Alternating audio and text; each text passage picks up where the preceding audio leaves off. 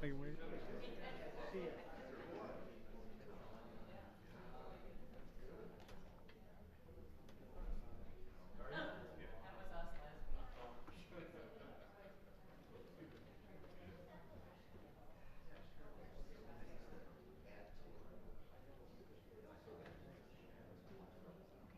All good.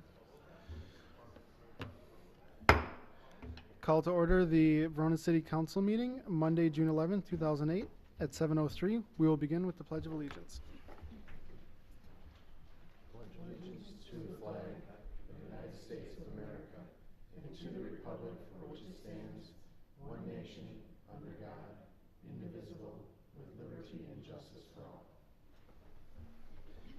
Next, we will have the roll. Alderperson Cronin. Present. Alderperson Doyle. Here. Alderperson Gaskell. Here. Alderperson Kemp. Here. Alderperson Cole. Here. Alderperson Reekie. Here. Alderperson Touche. Present. Excellent. Next, we will have public comment. And this is just general public comment for anything on the agenda. So if you want to make a comment, approach the podium and sign in. And if you could give your name and address, that would be great.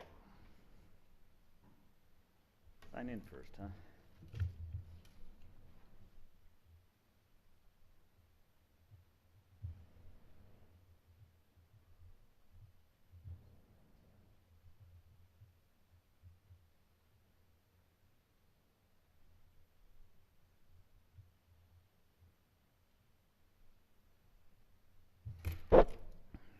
Sorry.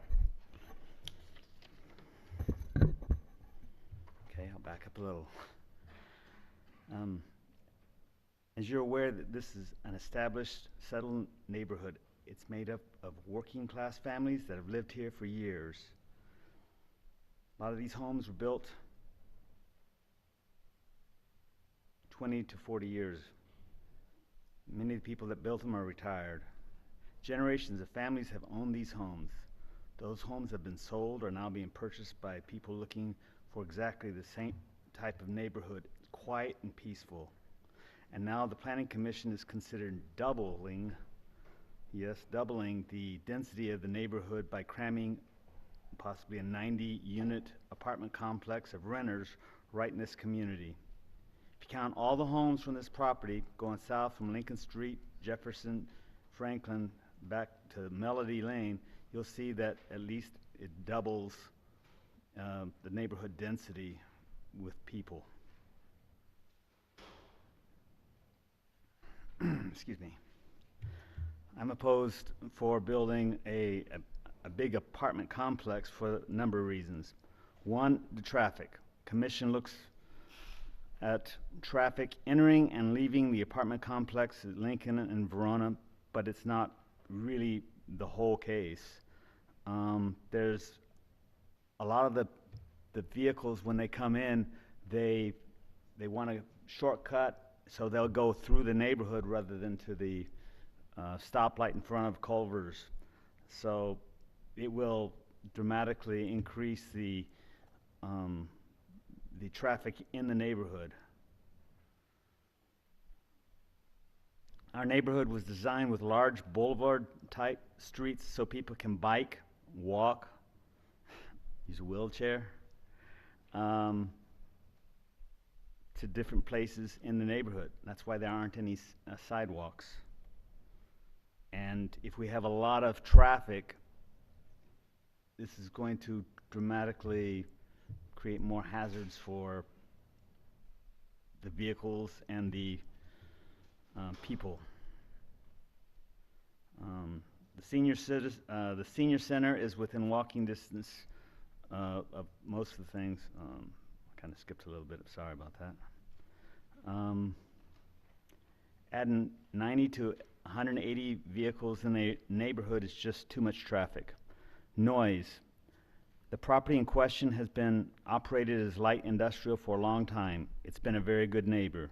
In the neighborhood, we are not opposed to light industrial. The nice thing about light industrial is they go home at 5 p.m.,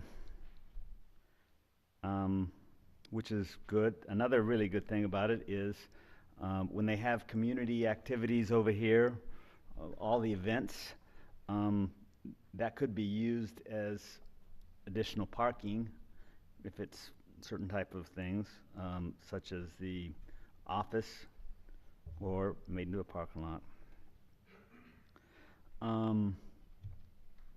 But apartment complex of 90 plus apartments are going to be all around, they're going to be there all day long, and at night they're going to be there. So they will be basically like the houses that we live in. And it will, when they go in their vehicles, it's going to be a lot more crowded. A lot more.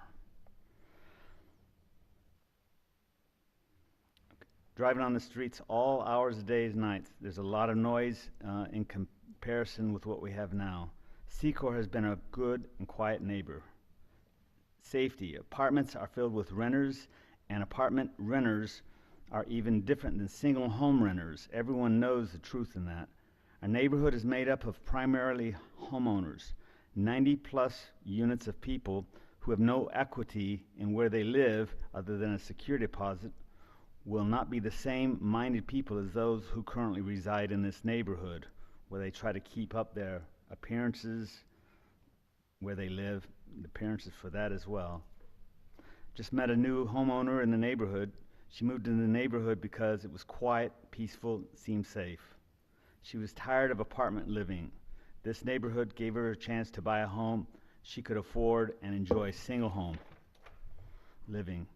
I'd rather see less dense number of condos built here or duplexes, and they have invested money in the place where they lay their head, as well as the neighborhood where owners have more incentive than renters. Business diversity.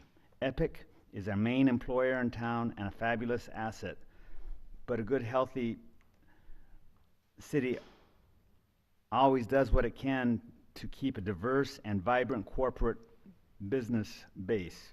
Verona has a huge business base. I mean, especially in the other side, but we can bring a lot of the businesses that were on the other side have been moving to this side of the town. One option that was not on the table but should have been is to make that lot a big parking lot. Since City Hall has greatly expanded about 16 years ago, it's been a hub of community activity throughout the year. There are always things going on around City Hall that people drive in and park on Lincoln, Jefferson, Franklin, Valley View streets. Some of the special events are hometown days, music festivals, various sporting events such as structured runs like 5 and 10K runs, mud runs, dog jogs, Madison area Ironman contest, Cinco de Mayo, 4th of July fireworks, shelter rentals for birthdays, graduations, weddings, and other reasons. Open house for police and fire stations, and the list kind of goes on and on. Every weekend it seems like there's something going on. There's the VACT right across that could use the parking lot for overflow. All these events could be helped more. All these weekend events could be helped more if there was more available parking. This central parking lot, if they do that, would provide the needed available parking. It would be my number one choice, and I think a lot of people here as well that live here in the neighborhood. Or a small portion maybe could be put into single family or duplexes or row condos, something of that sort. However, if that option is not considered, the options presented here that I feel fit the best are the office building, as the plan shows, which keeps the traffic noise away from the houses bordering the property, the light industrial, as it bears no issue with me for problems. Secor is really good about that. Again, the commission made comments about aesthetics of parking being visible with no consideration for the neighbors. Okay. Probably one of the most important things is here I can say is remember that once you do something, build a building, you can't undo it very easily. And if it's an eyesore, if it draws crimes or something, you just can't undo it very easily. I've lived across the street from City Hall for 18 years. When they developed the master plan for the city, I had no idea the extent of the change that City Hall wanted to change Verona. People that developed the master plan did not consult with the longtime residents of the city in this established neighborhood or even let us know what might be happening. I'm internet and tech savvy, but I still had no idea that our own government would disregard their own people in Verona about the major changes that they want to do. Just wanted to put that in. I hope you keep my concerns in mind when this comes up for discussion.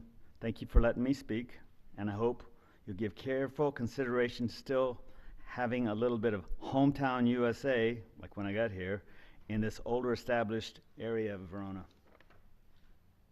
Thank you for your testimony. Anyone else during public comment on the Lincoln Street Apartments or any other topics?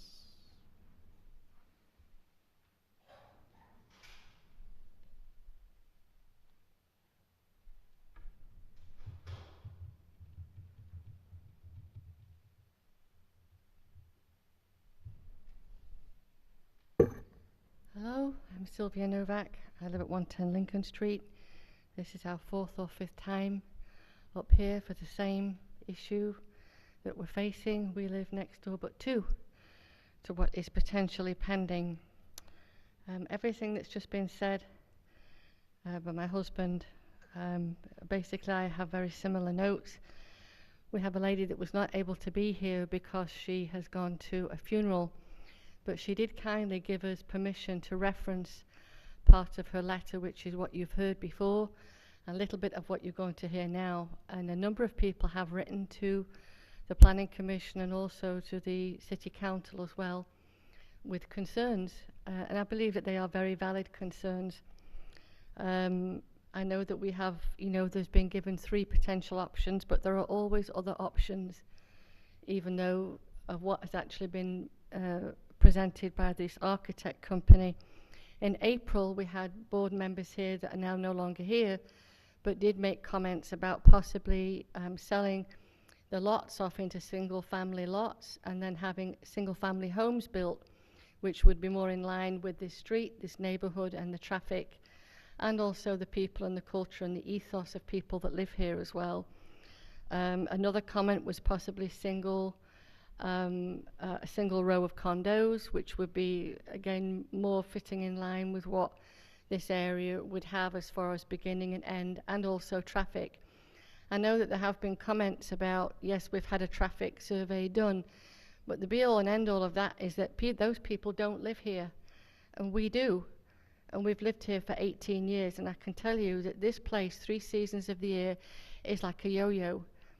There's just constantly people, traffic coming up and down the street, and it's people that don't live here, people that don't live on this street, and people that don't live in the surrounding neighborhood.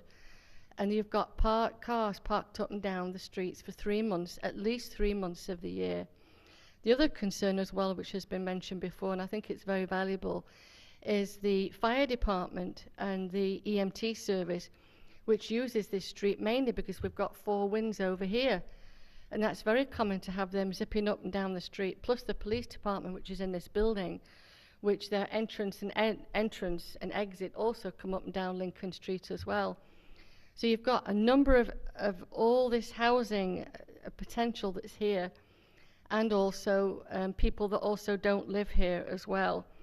I don't have a major issue with possibly light industrial. I think 3-story is really silly. I don't think it would fit in with this area at all, particularly because you wouldn't even know what kind of businesses would be going in. I do think it's definitely worth considering putting in a parking lot. Of course, it won't make as much money, but it's what's needed. And I think that's something that needs to come to the table, and I hope that the council will really seriously consider, because you've got Culver's, which is over here. You've got the parking for all these events that are here for at least 3 months of the year out of 4. Plus you've got people coming for the sports events, which are right across the street from here.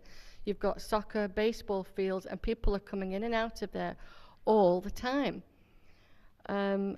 These are just things I feel as though I'm like this person that's just constantly reiterating the same thing over and over and over. But the thing is, if you were in our shoes, I believe that you'd be thinking the same thing. We would have to live just as a couple next door, but two to all of this.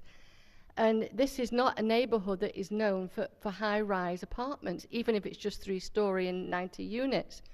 This is a single-family neighborhood, which is predominantly single-family. It is predominantly either condos or duplexes. And that is basically it. And also, most of the people that live here are 50 years of age and over. And that's another thing that you have to consider as well. So you've got a lot of things that it's not just one thing or 2 things or 3 things. These are all what I feel are really valuable things that you have to look at, both in the short term and in the long term. But, you know, if you were to approve having 3-story apartments with 90 apartments, it wouldn't just be one person to an apartment. There would be 1 or at the most 2, possibly even more. And then each of those people would also have visitors, would also have family, friends, weekends. So then you've got tremendous amounts of parking going all the way, coming in through this traffic light, up and down the street all the time. And then that would also be after 5 o'clock at night as well. So these are all things that I just feel that I think really need to be addressed. Again, Patty Lillesand, which is one of the ladies who's not able to be here today, she lives on Schweitzer, and I know had sent a letter in herself with very, very similar concerns, and very valid. They are to do with traffic, noise, safety, taxes, and also other potential options as well. I really hope that the board will seriously consider the comments that have been made, and I do thank you for your time. Thank you for your testimony. Anyone else for public comment?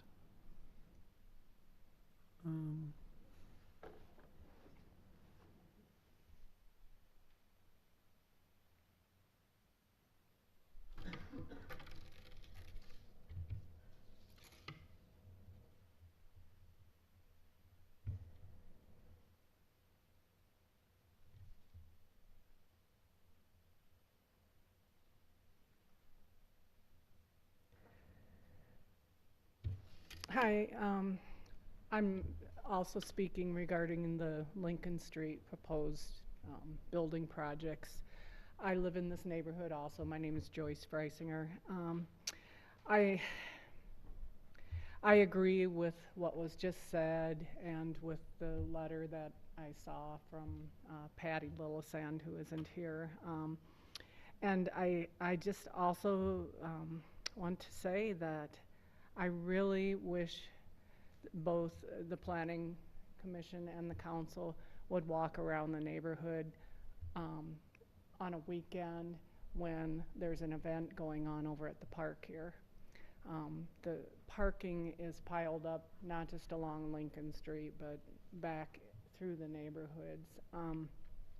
I also I go by this area every day, and I look at that area where someone wants to put over 100 apartment units there.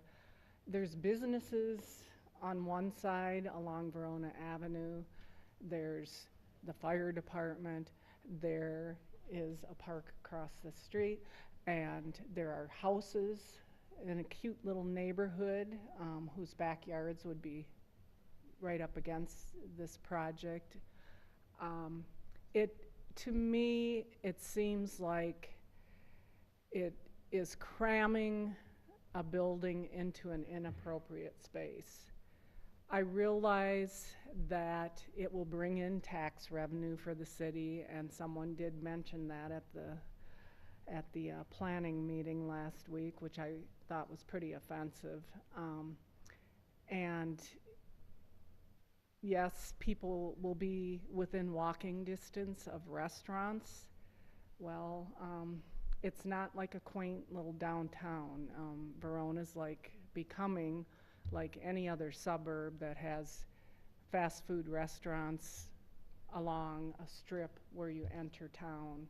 And, you know, I really think that it's possible to put the brakes on, look around, and try to make Verona into a city that people can be proud of, not a mishmash of tax revenue projects being built without considering how different neighborhoods flow together and work.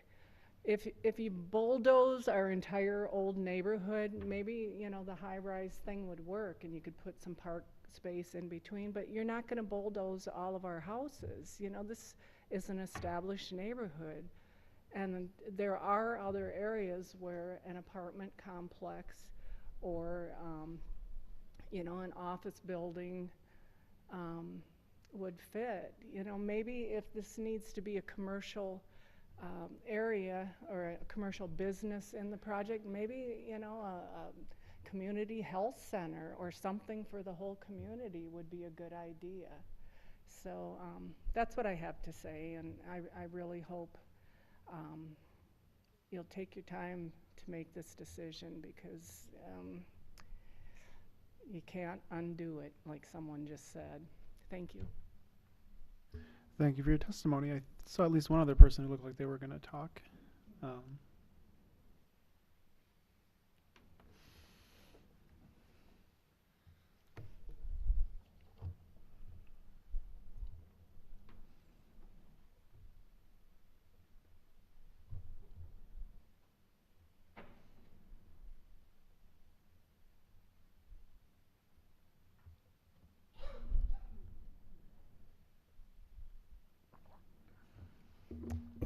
Thank you very much. My name is Randy Bruce. I'm with Knothi and Bruce Architects, and we are representing John and Jake Dome with the property that's been discussed now, the Lincoln Street property. As you know, we had worked quite a while both with the neighborhood and with the Plan Commission to get a plan which we felt was acceptable to most of the parties involved. In fact, the Plan Commission had supported our proposal, unanimously supported our proposal for the multifamily development. That was turned down by council a couple of months ago. And so given that, we had to look at what alternatives are available to us. So Mr. Dome had asked us to review that. We looked at the zoning codes and saw two potential opportunities.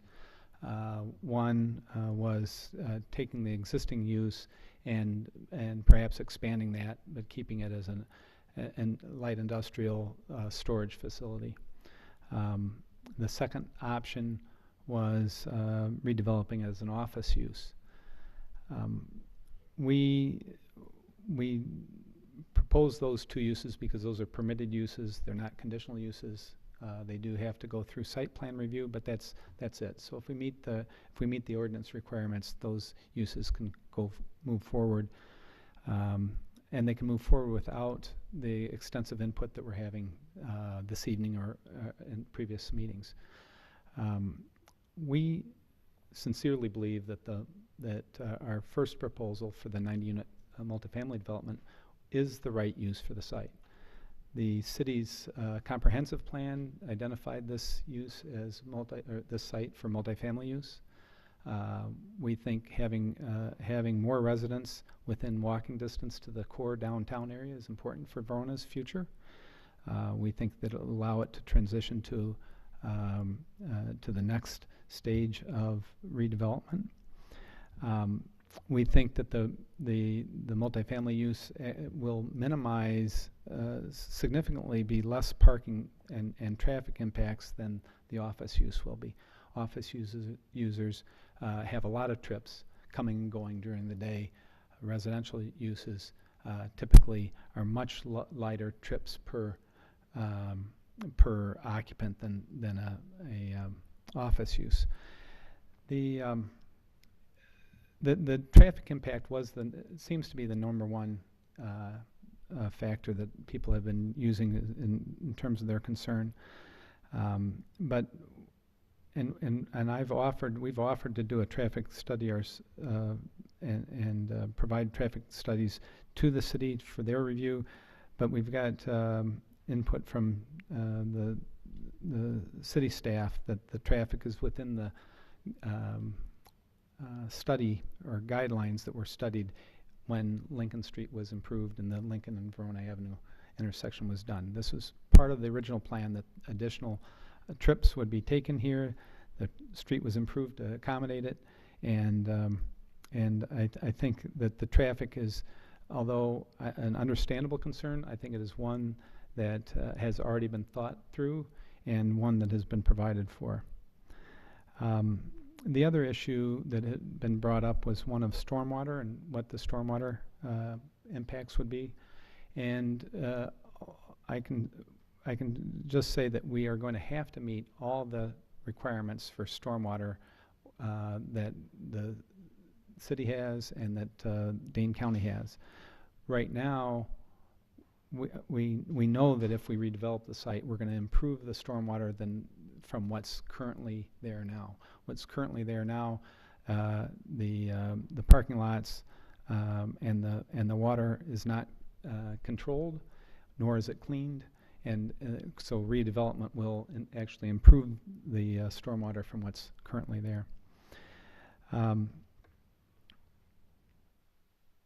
We had, as I said, we'd worked with the Neighborhood and Plan Commission for much of the spring, trying to bring forward a plan we thought was good for most people. We do have about 160-foot buffer between the single-family homes and the residential, the multifamily residential building. It's a significant buffer. We left that on purpose to try to create as much open space and much breathing room as possible there.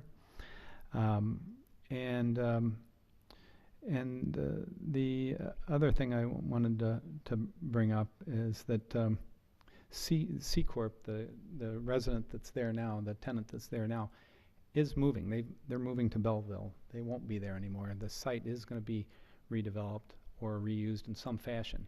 So we're trying to find the most appropriate fashion. We think that housing is it.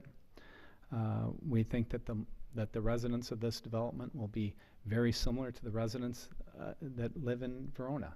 Some will be younger, some will be older. The fact that they're renters only means that they may not may not want to put a down payment down, or that they are transitioning and saving for a down payment so that they can move to a home in Verona. It might mean that they are moving out of their home in Verona and want to move into an apartment so that they can have the ability to travel. The fact that they are renters does not make them bad people or people that we don't want in the community. I think that they will assimilate and become good neighbors. We think that when the development is completed, the neighborhood here will see that that's the truth. So with that, I just ask that we'd ask for reconsideration of the prior vote. I'd like to call for that. I don't know if that can be done this evening, but if we could put that on the agenda for the next council meeting, that would be fantastic, so that we can formally determine whether or not the apartment development is the appropriate approach. We think it's smart. We think it's smart growth for Verona, and we'd ask for your support. Thank you. Thank you for your testimony. Is there Anyone else for public comment, either on the Lincoln Street Apartments or anything else on the agenda?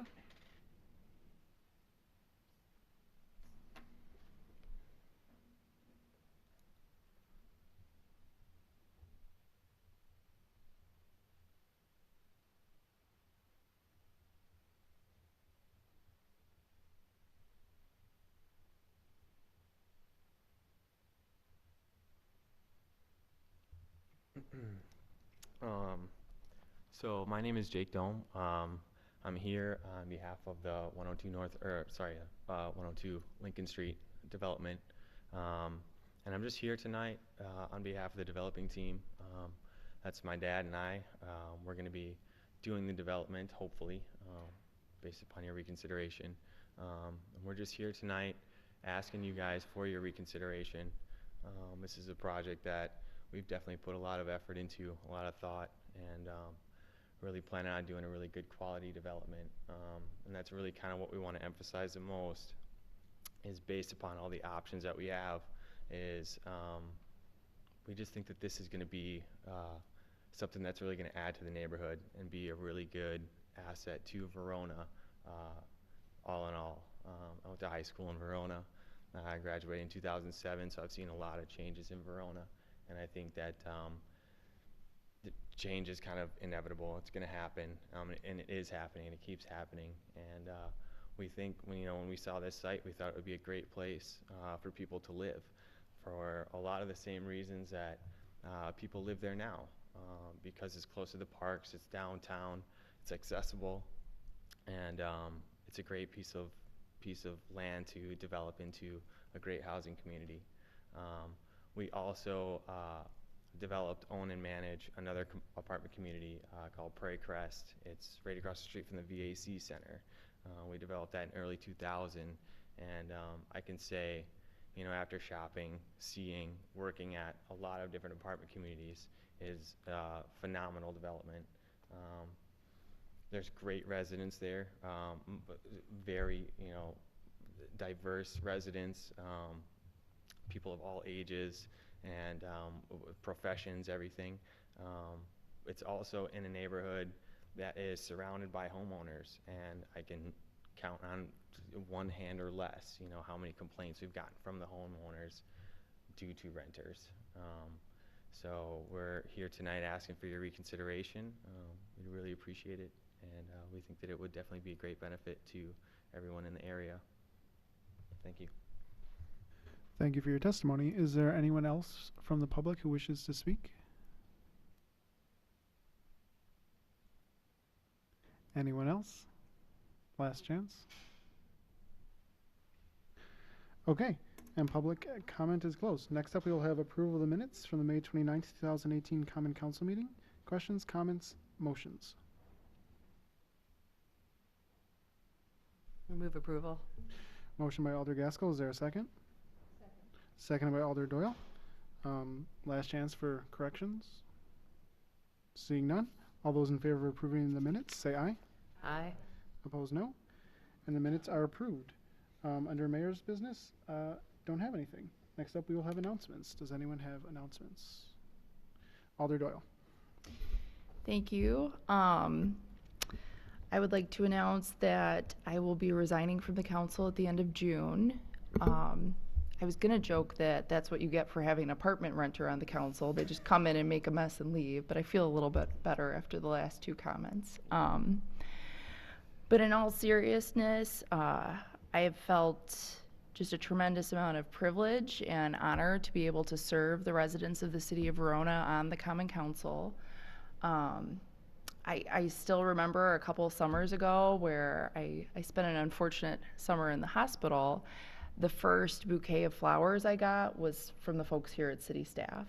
And I've just appreciated serving with so many different people over the last few years and getting to hear from so many constituents about issues that they're very passionate about, and just have again appreciated being a part of this council and being able to do my small part in trying to serve the folks here and just make sure we have really robust conversations about our values as a city and what we can do just working together to contribute to having a great quality of life here in the city of Verona. I really wish that I could have finished out my term, which doesn't end until next spring, but I think as many other parents will understand, I have a incoming 6th grader, so if I'm going to move, we have to do it now, so it's just the best fit for my family to make sure that I can spend more time with my daughter and don't have a complete latchkey child on my hands, because I'm sure I'll have enough to keep me busy as she embarks on her junior high journey. So just again, have really enjoyed my time here and will be able to serve for the next meeting, but moving forward, that will leave a vacancy in District 1. So I was at least very heartened by all the amazing candidates that we got for the District 3 vacancy, and hope that we get a lot of great folks in District 1 who apply. So thank you again for the time, and just appreciate the folks I've served with and the folks here in the city for just giving me this privilege. So thank you. Thank you, Alder Doyle. And well, I'll have a much longer thank you and embarrassing speech for your last meeting. Any other announcements from the council? Seeing none. Next up, we will have the administrator's report. Great, thank you. I wanted to introduce council to our newest administrative employee. Dana Sarver is our new economic development manager. Dana, if you'd like to stand. She started last week Tuesday. We've been getting her up to speed on the voluminous number of projects that are going on, and hopefully will continue to go on in the city. Establishing projects and goals for the position. Dana has a master's degree from University of Wisconsin-Madison in community economic development. She's worked for the last 3 years in Janesville as the economic development coordinator. And she's going to be a part of the existing development team, working to make the city a great place for new development, redevelopment, and residents.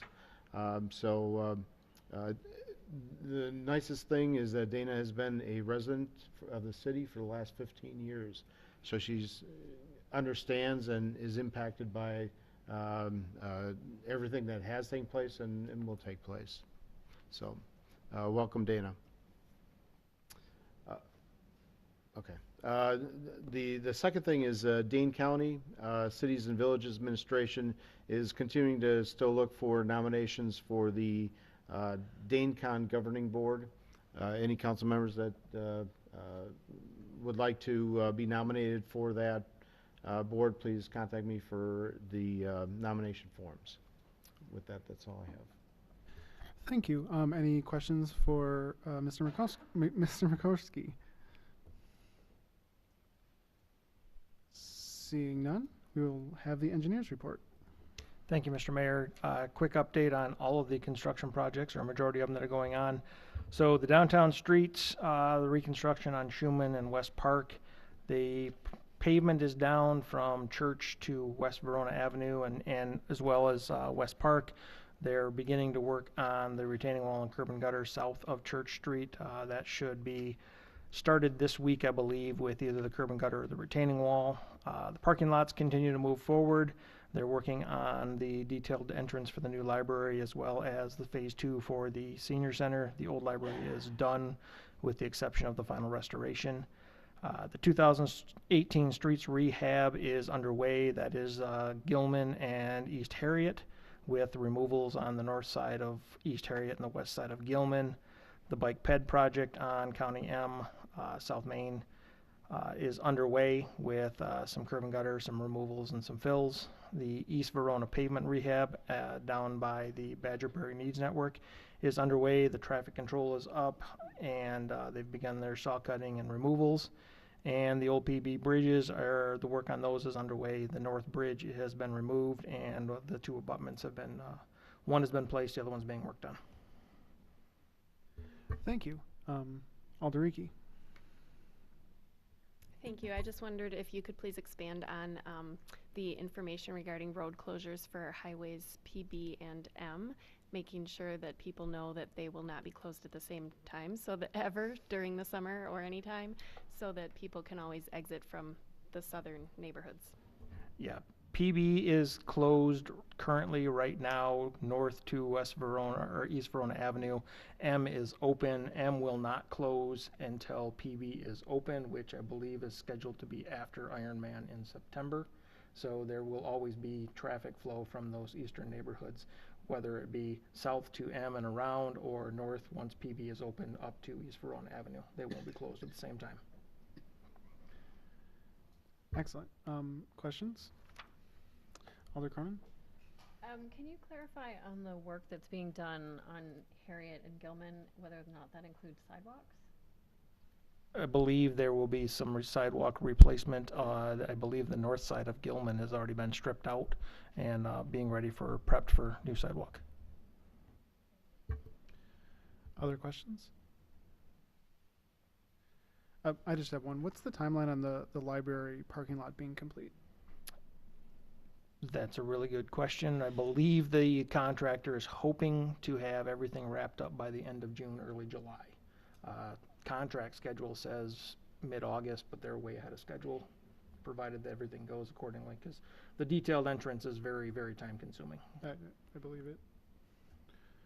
Last chance for questions? Seeing none, next up we will have committee reports. We'll start with Plan Commission. Alder Gaskell. Thank you. Item 10A1, discussion on a planned unit development concept plan located at 102-104 Lincoln Street to discuss 3 development options, including office, light industrial, 90 multifamily units. The Plan Commission discussed the project on June 4th. There was not consensus from the Plan Commission on the preferred option, but 5 members supported the multifamily option with 1 member against. Members also felt the office option was viable, while they were silent on the industrial concept, except for 1 member stating their opposition. There were discussions regarding the layout of the parking for the office building, whether it should stay as shown or move the building to the street with parking behind the building, and there was concern there's not enough parking for the multifamily building for residents and visitors.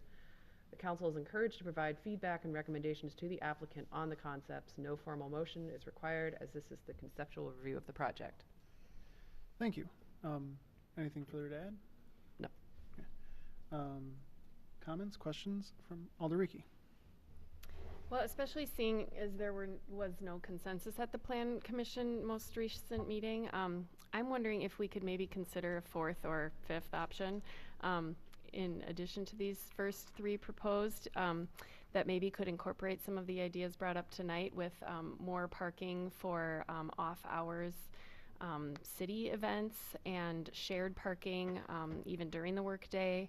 And I'm thinking of maybe like it would still be a 3-story building situation, but maybe with offices on the lower level and still incorporating some apartments above, but fewer than 90 apartments.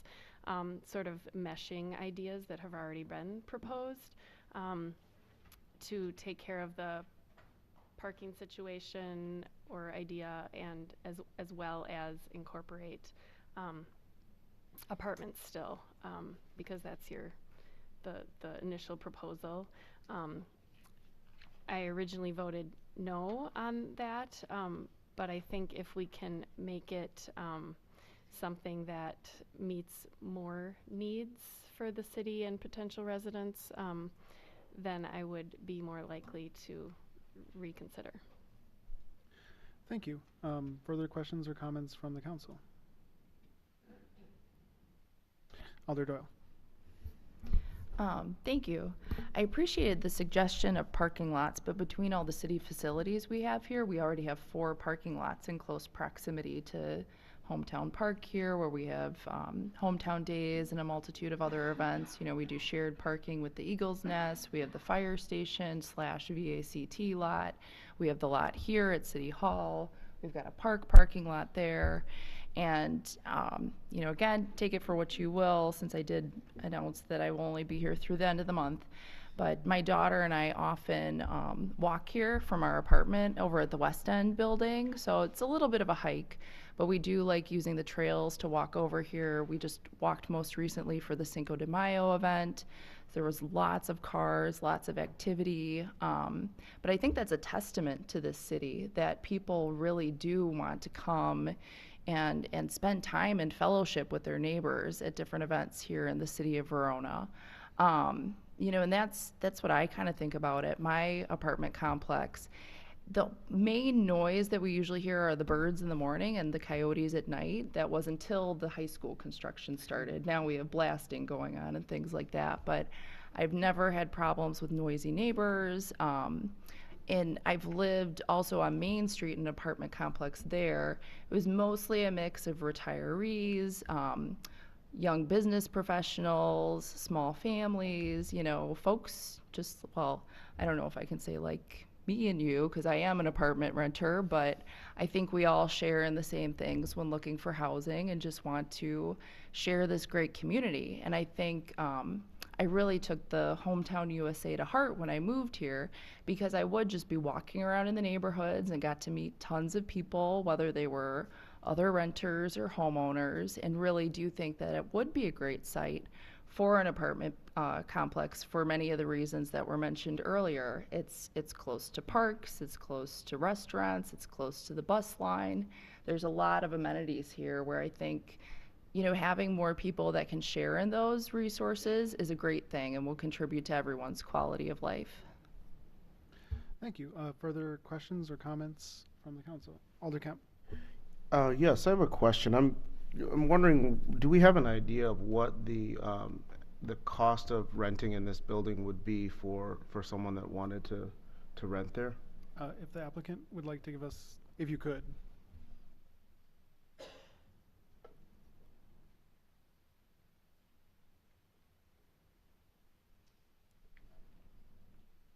So, my name's Jake again.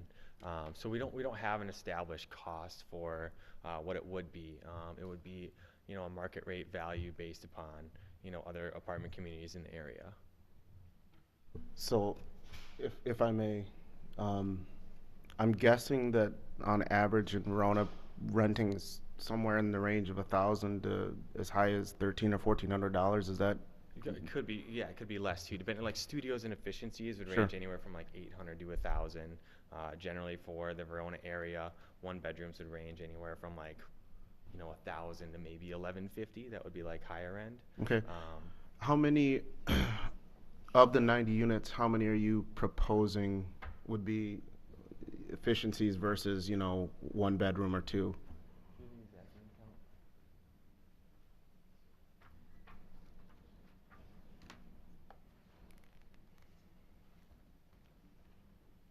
The majority.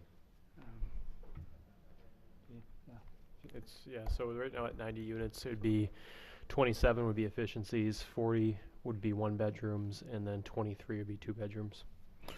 Okay, so if we're saying that, you know, a two bedroom could be around that $1,200 range approximately, I'm thinking if someone's doing their budgeting correctly, you know, typically you should have no more than a third of your income go for housing, hopefully less if you're smart with your finances. So I'm looking at that, that's around 43, anywhere from 43, if it's 1,400, around 50 grand a year someone should be making. So I'm not terribly concerned about the types of individuals that we would have in the building. I think I'm hearing some people worried about, you know, issues with crime or attracting the right types of people in the neighborhood.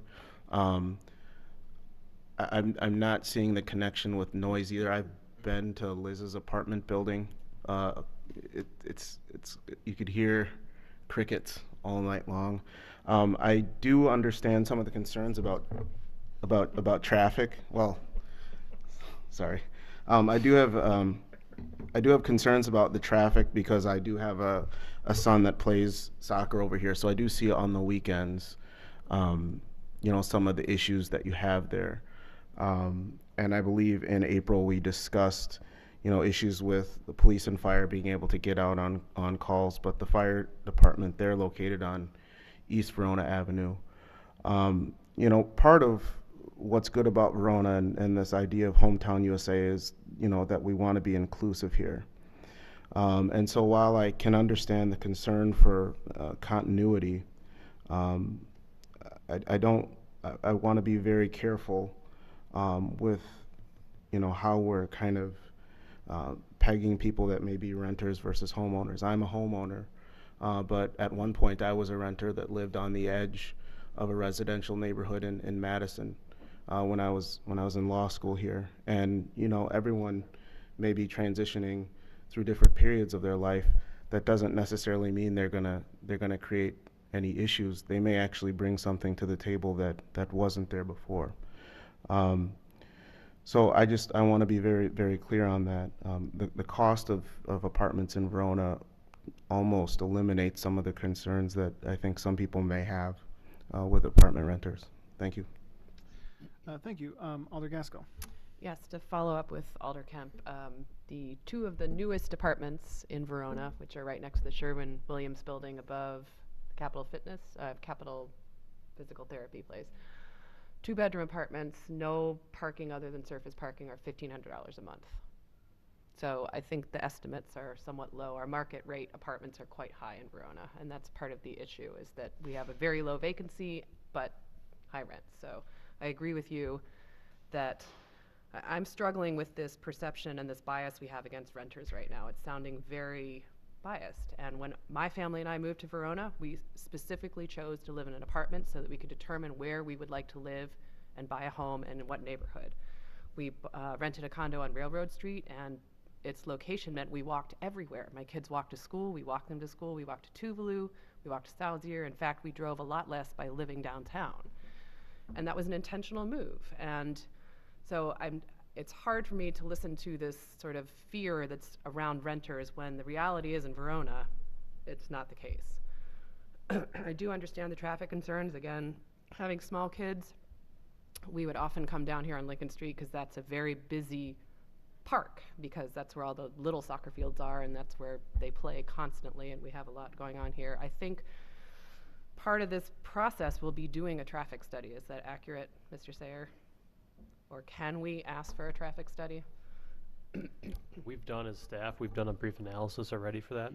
The recommendation from the city traffic engineer was, quite honestly, all three options they don't warrant a traffic study. He took a look at all three options, and you know, the option that has the office building would generate the most amount of traffic. The second most option the option that would generate the second amount of most traffic would be the apartment building, and the third most would be the industrial building itself.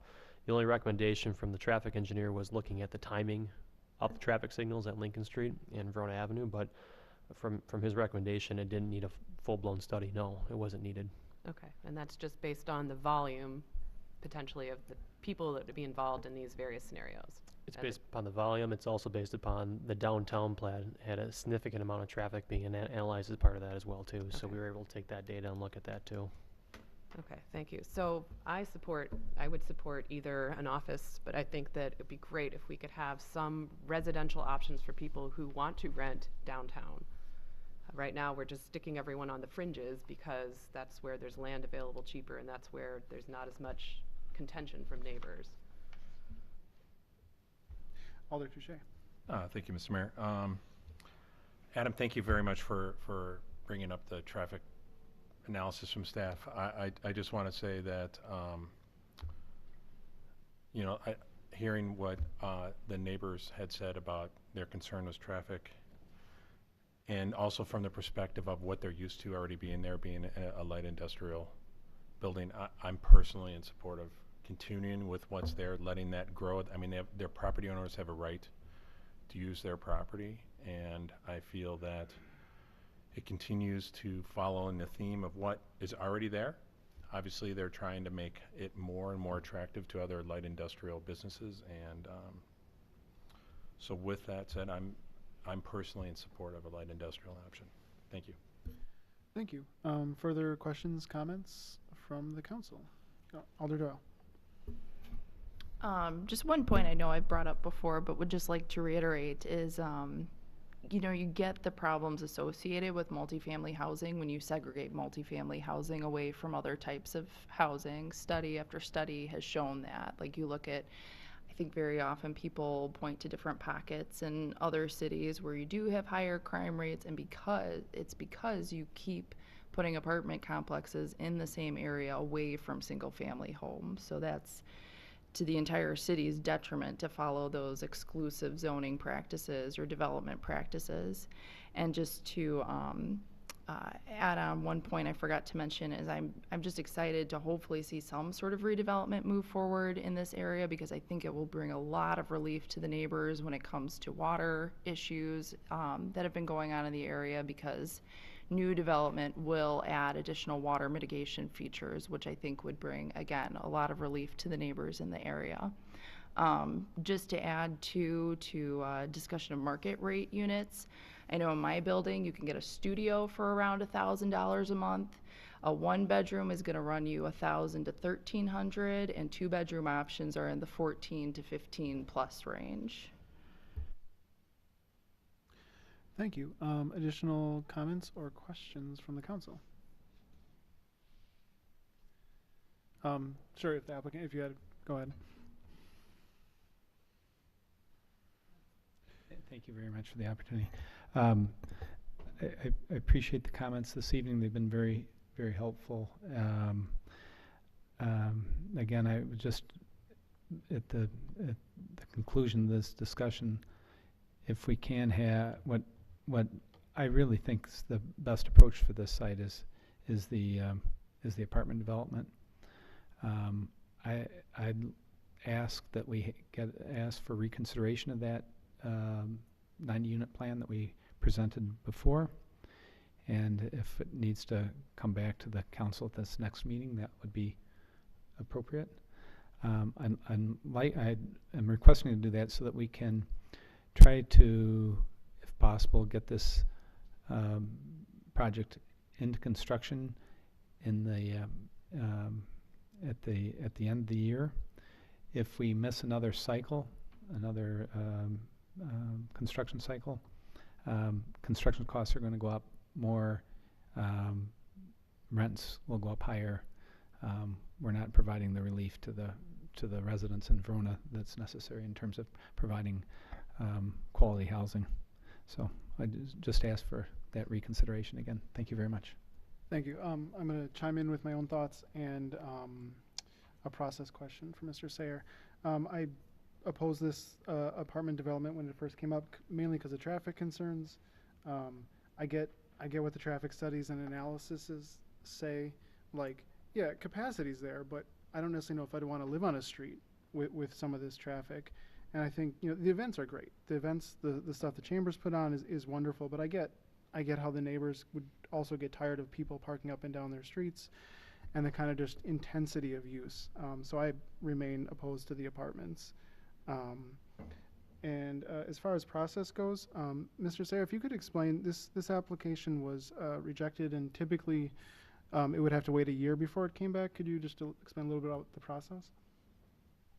Sure. So I have Mr. Kleinmeyer up here as well too. He may need to jump in here as well, but just from a process standpoint. But the Common Council voted in March on the apartment portion of this project, and voted, I think, 5-3 to deny that request at that time. Ultimately, what the ordinance states is that it references typically waiting, as Mayor Diaz said, 12 months for a project unless there are new circumstances and new findings that come forward. I think in this case, the reason obviously this is before you tonight is the applicant is considering potentially three options. You have the office component, you have the industrial component, and then you still have on the table the apartment component as well too.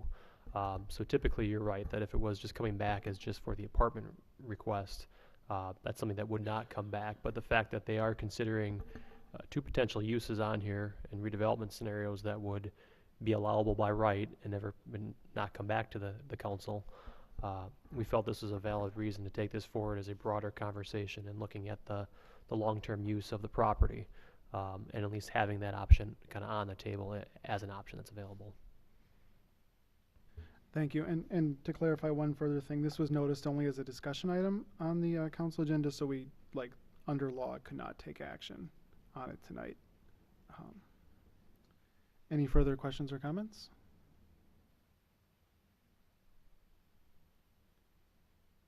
All right, seeing none, we will move on to Plan Commission, item 2. Thank you. This is regarding discussion on a planned unit development concept plan review for a proposed 100-room hotel and 10,000 square foot conference center to be located at 509 West Verona Avenue. The applicant is requesting a planned unit development concept review to allow for the construction of a 100-room hotel and a 10,000 square foot conference center at 509 West Verona Avenue. Plan Commission reviewed the project on June 4th. Comments from the Plan Commission included a desire to see more sidewalk connections in the development, concerns about the number of parking spaces, encouragement for the developer to utilize shared parking, discussion regarding internal access points, encouragement for the developer to combine the driveway entrance with St. Vincent's de Paul, and location changes for the hotel lobby entrance. The council is encouraged to provide feedback and recommendations to the applicant on the concept. No formal motion is required, as this is the conceptual review of the project. Thank you. Would you like to add anything else? Just to sort of clue people in where this is the parcel that's adjacent to St. Vinny's that was slated for a hotel and a restaurant, I think, at one point, and now it's going to be a hotel and small convention space. Thank you. Questions, comments, feedback on the proposed conference center and hotel?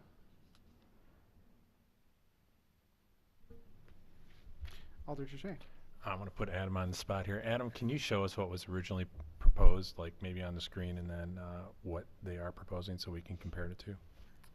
Yes, I can. Just hold on 1 second. Kayla, if you could put that up. Great, thank you. So on the screen before you is the submittal from June of 2017. This was the initial concept that the Planning Commission and Council looked at. You had the restaurant on the front portion of the project, and then once again the hotel behind it. October of 2017, once again restaurant, hotel. In this case, the restaurant and hotel have been separated, and then what you have before you here tonight is the conference center in the front, the hotel in the back. Overall, the site, we have Verona Avenue on the top here, and then we have the hotel conference center on the west side here. We have two mixed-use buildings along Verona Avenue and framing Legion Street, and then we also have a multifamily building off the back side of the site as well. So this is the overall plan, and St. Vincent de Paul, for reference purposes, is to the west here. Thank you. What were the reasons given for removing the hotel, or excuse me, the restaurant? I personally found it exciting, potentially getting a restaurant versus fast food, as an example. Sure, I think there's a demand potentially for a conference space. I'll defer to the applicant if there's wants any further clarification on that, but obviously there's a demand and need in the community. I know the big thing that staff has heard now for some time is, especially wedding space, is a significant demand in the entire area, not just Verona, but also Madison. But the city doesn't really have a convention area. If you recall, 2-3 years ago, we did look at a convention space in Liberty Business Park. Ultimately that has not gone forward. I'm sure whatever demand was occurring 2-3 years ago probably has only increased with time as well. But I suspect the market is driving it. I think the second factor is if there is a restaurant user, you could potentially accommodate that user in the mixed-use building. So from a strictly use standpoint, you could potentially shift that to the east.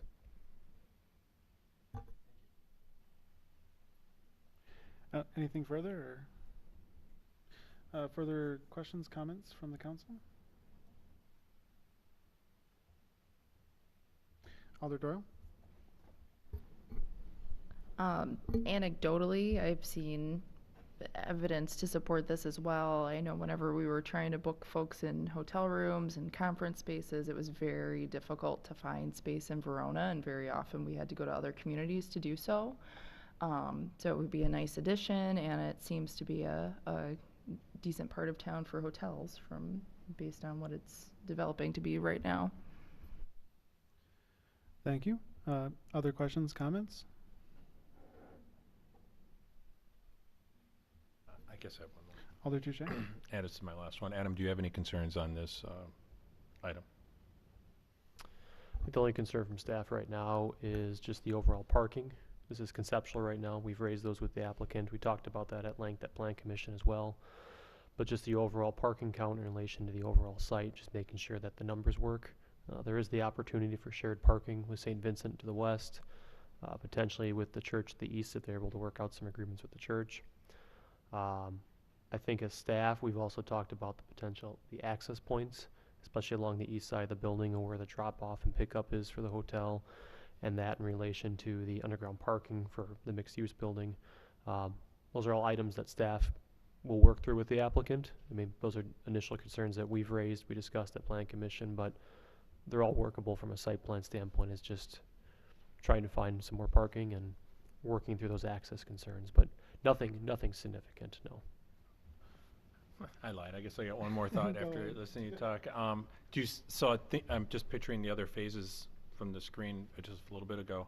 Are you hearing anything from the developer that they may want to make changes to phases, future phase 1 and future phase 2? I don't think the building is going to change. It's the phasing of the building is going to change. I know they are looking at other potential options on there for potential unit allocations and just how the building is being designed, and those have not been finalized. I know Mayor Diaz and I had a conversation with the developer before the council meeting tonight, just as they explore the site overall and how it fits from a developable standpoint, and making sure that their numbers work. Obviously, from a development standpoint, since construction costs continue to go up, so there probably will be some changes coming forward as regards to how the buildings are designed and the number of units in the building, most likely increasing. And that would take, obviously, amendments through the city. We haven't seen those details yet, but the phasing of the project is unchanged still. So you would continue to have phase 1, which is the corner of Legion and Verona Avenue as phase 1. Potential phase 2 would be to the west of that. Phase 3, and it's not matching what's on the screen, so ignore that. Phase 3 would be the hotel convention center, and then the last phase potentially still would be the multifamily as well. So the phasing would not change, but the number of units in the overall project may be increasing. Okay.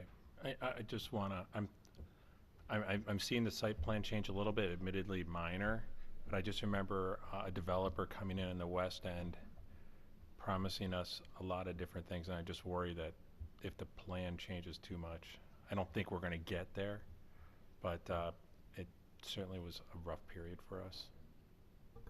I'll state from a staff perspective, we've encouraged the developer with some of those concerns that you're referencing regarding the commercial, especially. That's a valuable piece to the council and plan commission of making sure that stays in place, and they're fully aware of that, and I don't anticipate any significant changes with regards to that. So. Okay, great. Thank you. Thank you. Further questions, comments from the council?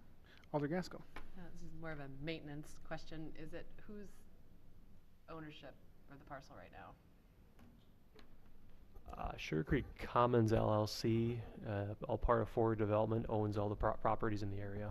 So they have full ownership of the entire land. I'd like to encourage a little bit more attention to the length that the grass gets over there. It gets pretty high before it gets cut down, and it looks pretty crummy. So I'm wondering if we could just have a little gentle reminder to stay on top of that, please.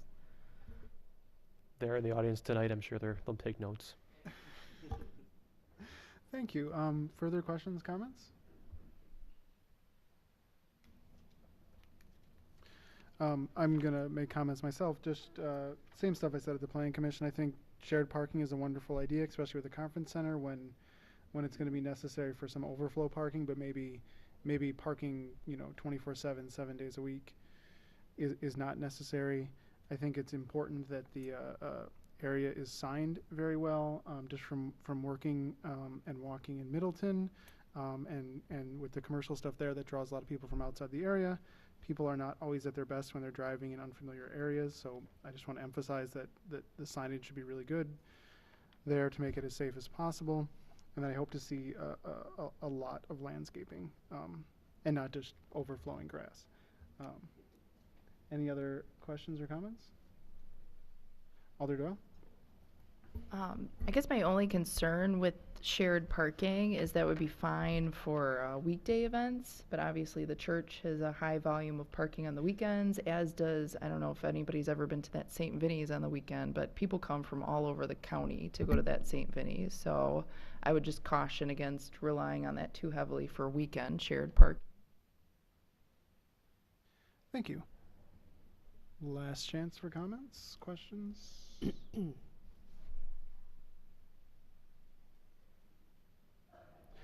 Seeing none, we will move on to item 10.3. Alder Gaskell. Thank you. This is regarding discussion on an initial concept review for proposed 160-acre residential development to be located at 7230 Pine Row Road in the city's southwest neighborhood adjacent to Valley Road. The applicant is requesting an initial concept review for a proposed development to be located at 7230 Pine Row Road that would allow for 260 age-restricted independent living units, 48 memory care units, 12 assisted living units, and 270 single-family homes. The development is located in the Southwest Neighborhood Plan, was planned and is planned for non-residential development, and would require an amendment to the neighborhood plan to allow the residential use. The Plan Commission discussed the project at the May and June Plan Commission meetings. The majority of the discussions at both meetings focused on changing the long-term designation of the property from non-residential to residential and finding alternative locations for the non-residential uses if the plan were amended. Plan Commission also discussed the impacts of 260 age-restricted units on the senior center and had concerns about the portions of the development being tax exempt. The council is encouraged to provide feedback and recommendations to the applicant on the concepts. No formal motion is required, as this is the conceptual review of the project. Thank you. Mr. Sayre, do you have anything to add to that? Not at this time. I think the big question ultimately for both the Plan Commission and Council is just looking at what this area was planned for. Initially, in the Southwest Plan, as Ms. Gaskell explained, it was planned for non-residential uses. The applicant is looking to change that designation to a residential use. So this is more of a policy type discussion. There is no action tonight, but just the applicant's trying to gain feedback, and so is staff, of the level of comfort that the council would potentially have in changing the long-term plans of this from that non-residential future use to a residential use. Alder Gaskell? Mr. Sayre, are you able to pull up the map for us? Thank you. Yes, and I know the laser pointer is working, so when I point to, you can see it.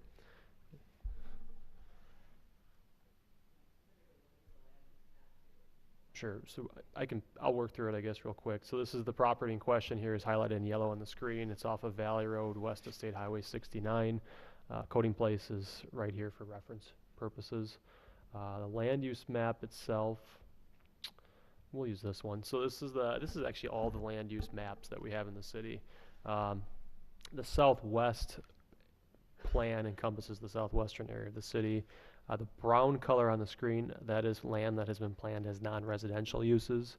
The yellowish color in this area, and also in the northwest plan, north neighborhood plan, and then southeast plan is the future residential type uses. Green is preservation, open space. The bluish color is a transitional zone intended to transition between residential and non-residential uses. But this is a mix of all the land uses in the city, and this is specifically the southwest plan and the property highlighted in black on the screen before you. Alder Gaskell? Yes, thank you. One thing to note, I think, is that this is not just pulling 160 acres from non-residential, because we'd likely lose the adjacent parcels in terms of non-residential, so it would have a greater impact than just that 160 acres, which would also make it that much more difficult to find this acreage elsewhere, I think, in the city if we're going to try and do a swap. Okay. Questions or comments? And if I could just say, if you're open to this project, you should say so, and if you're not open, you should also say so the applicant has a clear idea of kind of where the council's at. Alder Touche. I'll start with a few questions, may come back later, but I really like the picture it's up right now, especially the floodplain one with the 500-year floodplain kind of glowing at me in front of this thing. I see it seems to be sort of bordered by the 500-year floodplain. Is it safe for me to assume that means not developable? Is that fair? Certain things you can and can't do. In the 500-year, 100 years becomes more restricted, but the 500-year, there are some things you can do in there. It's definitely more challenging. You're probably not going to put a house there, but you could potentially put. I'm even thinking non-residential. What could we do there? I mean, I'm just trying to open my mind to this space, and just thinking about how it could be best utilized. Yeah, I mean, 500-year flood standpoint, you're probably looking at parking lots, park open space, typically those things that wouldn't have a structure in it. So Sarah was bringing up large areas like this that we could swap for residential. You know, what areas have you guys talked about or considered as a potential swap area? Sure, so I'll just briefly kind of go through the presentation that I gave to the Plan Commission, and it kind of summarizes the areas that we took a look at. So we looked at kind of the southeast neighborhood plan. You know, we were looking for trying to get to that 160 acre number.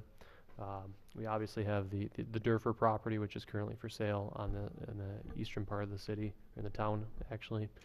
That land potentially could be used for actually a residential use. So we looked at it as two ways. We looked at trying to accommodate the residential use someplace else, and then we looked at it how we could possibly flip a land use. So I think at the short of it is, as we kind of go through these, it's easier for us to find a existing planned residential area than trying to just simply swap these out. So we did look at the Durford property in the southeastern plan out here. Just there's a lot of land that's been planned for residential. That would be a viable option for a residential location for a project similar to this. The Hagman property, which we're not exactly sure if that property can be served easily by municipal services, but once again, it's close to that criteria for 114 acres. We have the Northwest Neighborhood Plan, which was recently adopted by the council. We have a large amount of land in that area, which was planned for residential type uses. And then we have the Herfel property, which potentially could be used as a residential use, but then we also had a discussion with the Plan Commission about what if we change that to a non-residential type use. This area, the Herfel property, would require water and sewer. It is contiguous to the city. It potentially could get some decent access to State Highway 69, so it could be shifted over, but once again, you'd be closer to the Scenic Ridge and Cathedral Point neighborhoods, just located north of there. The other idea we had as staff would be to look at these blue transition areas, kind of along in the southeastern east neighborhood plan. That was intended to transition between non-residential and residential uses, potentially changing those to a brown color, or just potentially shifting that blue area to the east as well and expanding the non-residential type use. So that was an option that we did bring up and did consider. The bottom line is there's not a simple solution to just moving this acreage someplace else. Part of the reason it was selected for the Southwest neighborhood plan was because of the access to 18151. It's easy access on a standard diamond interchange, but also because it has easy access to State Highway 69.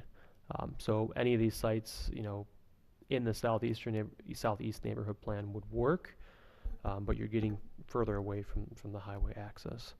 Most likely, the most viable option, if the council and plan commission wanted to explore trying to swap out this acreage, it would be in the southeast area because you're already adjacent to Liberty Business Park, and you have existing synergies occurring there with industrial and business park uses. But it's not a simple swap. Anything further, Alder Touche? That's all, thank you. Additional questions, Alder Cronin?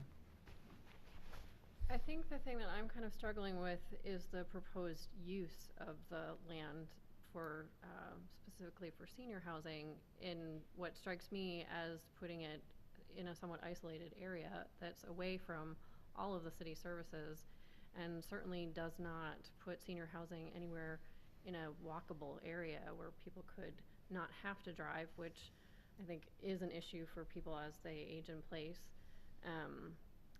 And if the rest of the land around it is left to be commercial, like office buildings, again, that doesn't put this type of housing anywhere that would make walking and continuing to be engaged in Verona as a community by putting it so far away from the city center.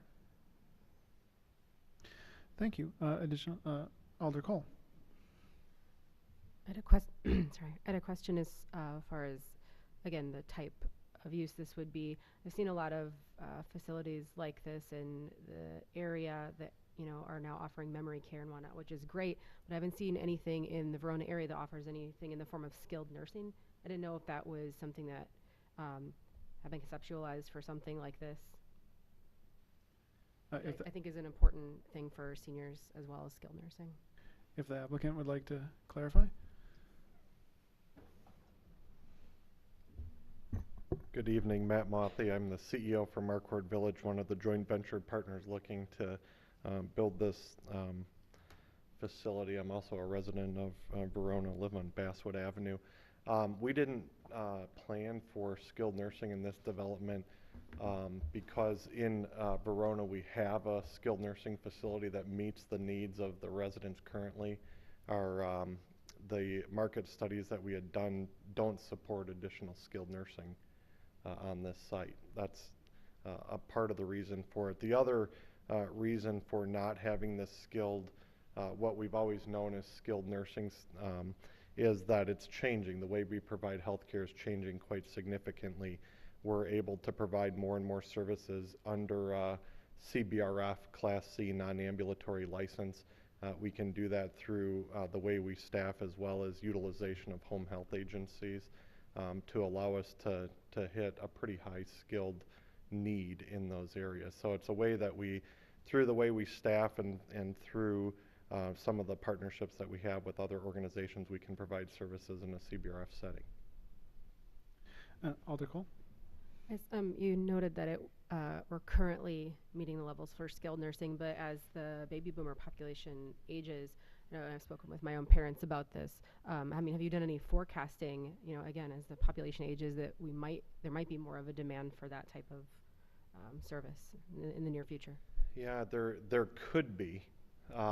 It's every study you look at is a little bit different. Right now, we're kind of in a trough when it comes to the number of people needing services. It certainly increases in the next 3 to 5 years, but it's still, the jury's out as to whether or not we've overbuilt skilled nursing or if there will be more of a need. As the ability to provide more services in either an independent living setting or through memory care or assisted living continue to grow, there'll be less need for the skilled nursing. And so when you look even in the state of Wisconsin, and this is true across nearly every state, when Medicare and Medicaid were created in 1965, that was the only option for individuals. There were no assisted living facilities. As assisted living became more prevalent, they at some point in time surpassed skilled nursing beds. And so you've really just seen a shift of people from skilled nursing into CBRF, and the state regulations allow us to provide for a higher acuity patient, and we're able to meet the needs in a lower cost setting. And what many people argue is a more home-like setting, because assisted livings being built today are certainly more home-like than the more institutional nursing home that was built in the 1960s, 1970s, in the long halls with tile floors, kind of the thing everyone cringes, you know, bright white lights. Today it's certainly different than that. Further comments, questions from the council? Alder Touche? Adam, can you flip back to the master plan real quick? I'm thinking about our bike ped study, the work that we've done. We're certainly investing a lot on County Highway M right now in Locust.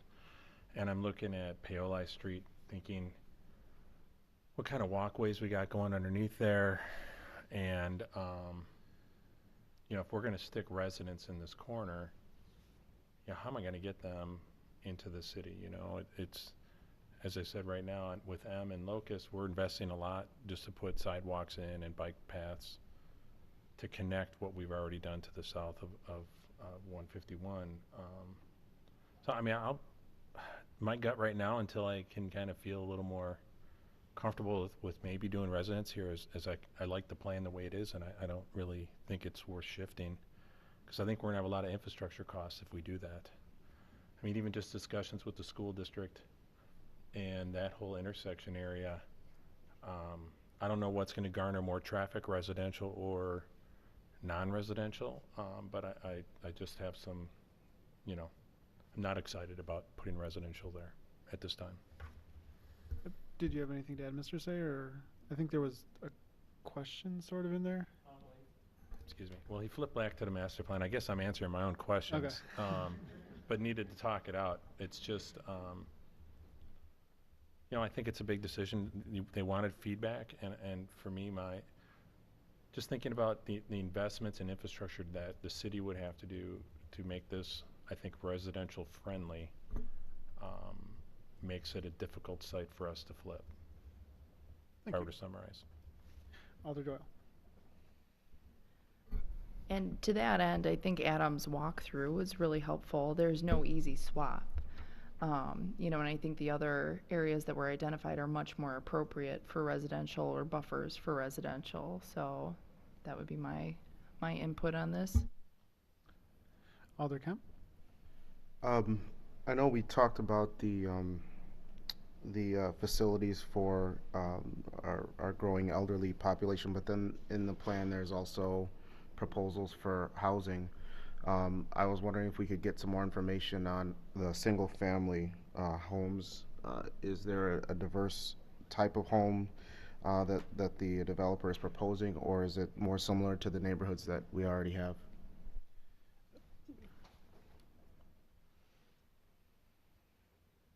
Hello, I'm Chad Wibben.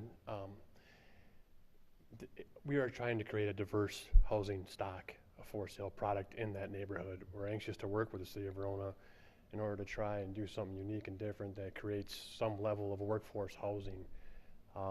The reason that we've focused on this piece of land, even though we know it's difficult, is because we have a willing seller.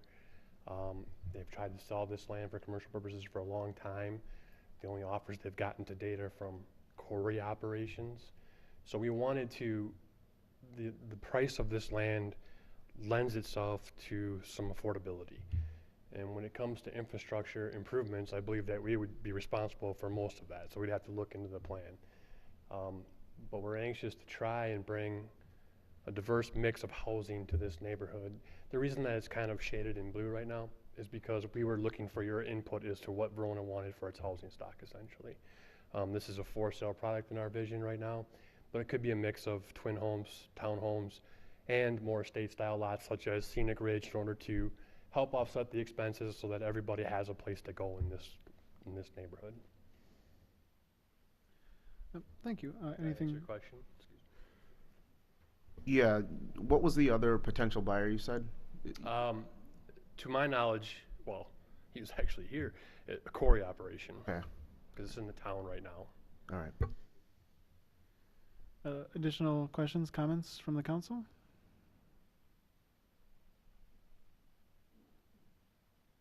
Alder Ricky? I'll speak since you, I think, want us all to comment on this. I do. I think I'm not comfortable with just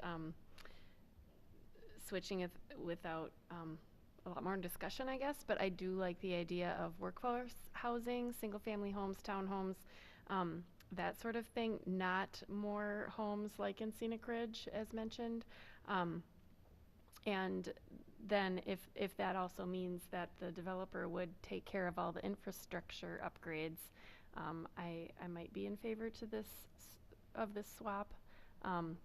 Otherwise, because of the aforementioned reasons, I'm not comfortable with it completely at this point. Thank you. Further questions, comments from the council?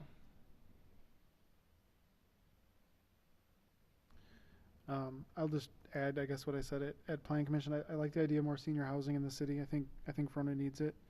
I would like to see on the plan it says 3 lots per acre. I would actually like to see it set at a minimum of 4 lots per acre, just so we get highest and best use out of the land, and we can provide a variety of housing. But I would be open to this development. Any additional? Alder Kemp? Yeah, I'll go on record. I think that if the developer can provide Verona with a variety of housing stock, I probably would be in favor of it, especially if we can find a way to help with the infrastructure and development in that area. I think that, you know, the more options we can provide for our citizens, the better. So I would be in favor of trying to find a way to work with this developer to see this through. Thank you. Alder Gaskell. Thank you. I would just encourage everyone to sort of back out of this a little bit and think of this at a higher level. Adam mentioned it, it's a policy discussion. We do these plans, we do these land use plans, and then we have a 160-acre parcel that we're potentially switching out for something else.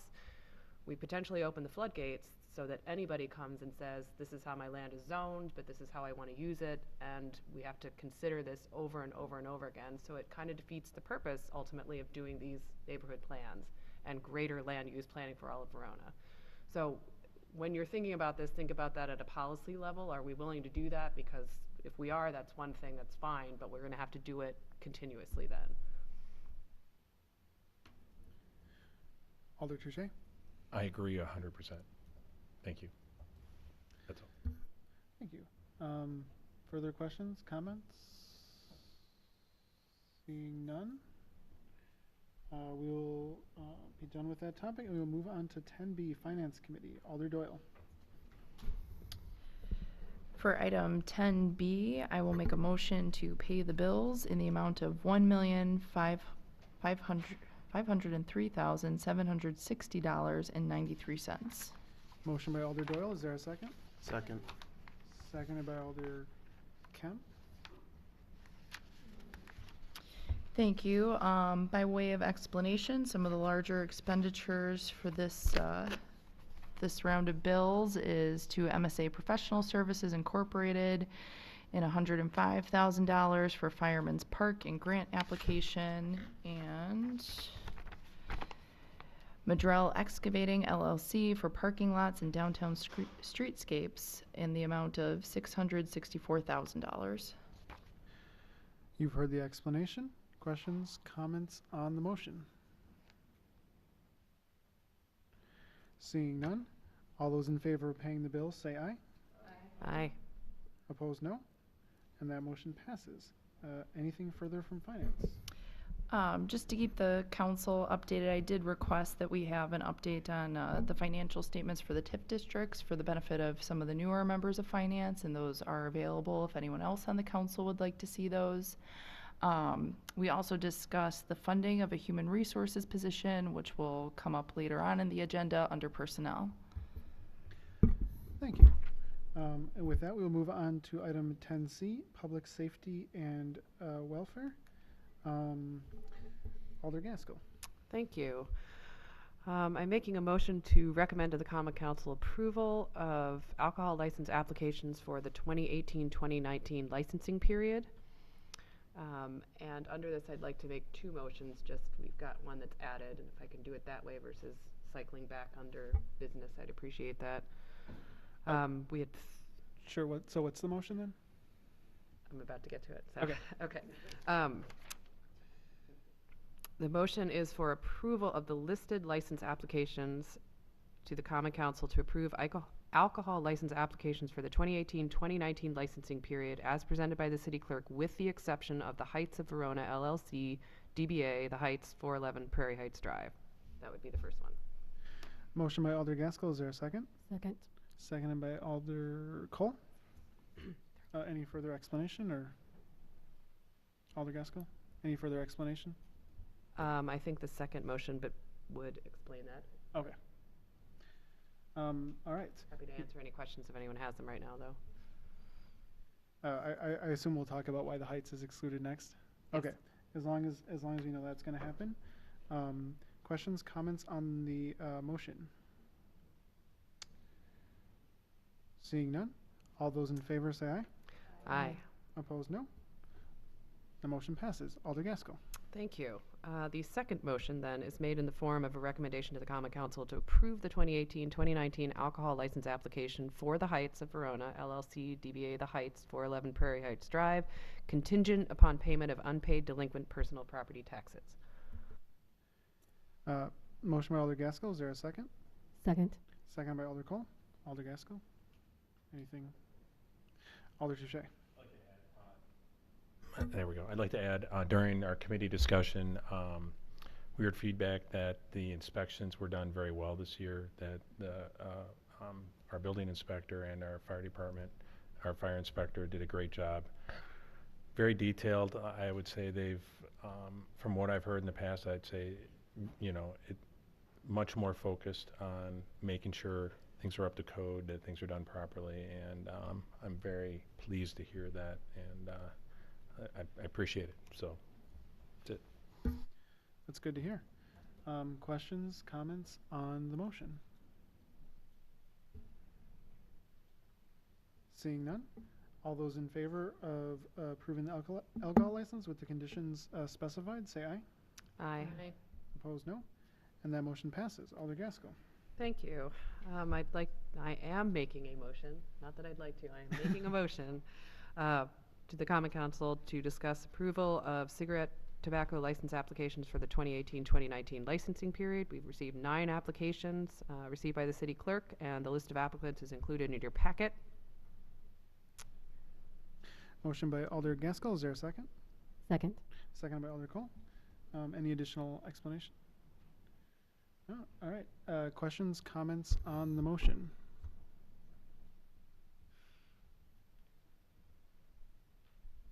Seeing none, all those in favor say aye. Aye. Aye. Opposed, no.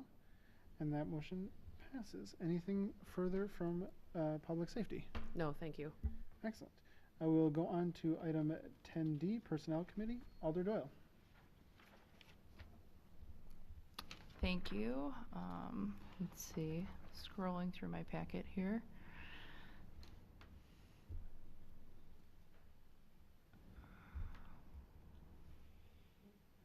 All right, so we're under 10D. For item 10D1, I will make a motion to approve ordinance number 18-916, creating a new Title 11, Chapter 7, titled Accommodation and Employment in the Code of Ordinances, City of Verona, Wisconsin. Motion by Alder Doyle. Is there a second? Seconded by Alder Rieke. Alder Doyle. Thank you. This ordinance would allow the city to promote non-discrimination and endeavor to eliminate discrimination that may occur within employment and accommodations within the city of Verona. With regard to employment, it shall be unlawful for any employer or labor organization to engage in any of the following acts wholly or partially for a discriminatory reason: hiring, discharge, compensation, terms, conditions, privileges of employment, limit, segregate, classify an employee in order to deprive, fail, or refuse to refer for employment, give negative information to a potential employer or individual in a manner that would deprive or limit employment opportunities or adversely affect an individual's status as an applicant or prospective employee. In regard to accommodations, it shall be unlawful for a business establishment or place of public accommodation to deny, directly or indirectly, any person the full enjoyment of the goods, services, facilities, privileges, advantages, and accommodations for discriminatory reasons. And this was something that the Personnel Committee looked at, I want to say, in the fall. And previously, I know Mayor Hokumer had some reservations about moving forward with this from personnel to the Common Council. His main objection actually was that he didn't like ordinances in Sun Prairie and Appleton, for which ours is based on, because they put the impetus on reporting to the city administrator or having the mayor kind of make decisions based on whether discrimination had actually occurred. When we were revisiting this, I actually looked up some of our discrimination ordinances and the processes for those. Like if someone has brings a claim for handicap accessibility and things like that, the process actually is to go to the administrator. So we already have stuff on the books that is our process for discrimination claims. This does not go through that process. It's actually, they can go to our legal counsel and we can actually revisit this other discrimination claim if that is a concern. But I'm glad to see this move forward. I think this is something that's important to expand, and the reason that other communities have done so is because not all protections are provided for different types of discrimination, and so this kind of expands to be more LGBTQ community inclusive, and I'm just glad that we're moving this forward finally. Thank you for the explanation. Questions, comments on the motion? Oh, sorry.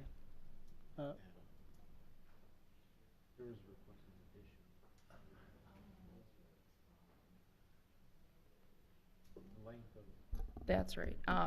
We did request an addition at the committee level to have a length for time period through which you could report. Again, we were looking at the Appleton and Sun Prairie ordinances, for example. For examples to go off of, Sun Prairie has a 30-day reporting time period, and that seemed way too short, just, you know, for folks to become aware of this ordinance and things like that. That seemed like a real quick turnaround. Appleton was 1 year, and we found that to be more favorable since it would give ample time for folks to bring claims forward. So if the second is all right to that addition. So my understanding then that was part of the original motion. Okay. Alder Touche. I want to ask our city attorney for a little bit of education here. How is this different than city, or excuse me, our county, state, and even federal laws? And that's what I need to understand. So,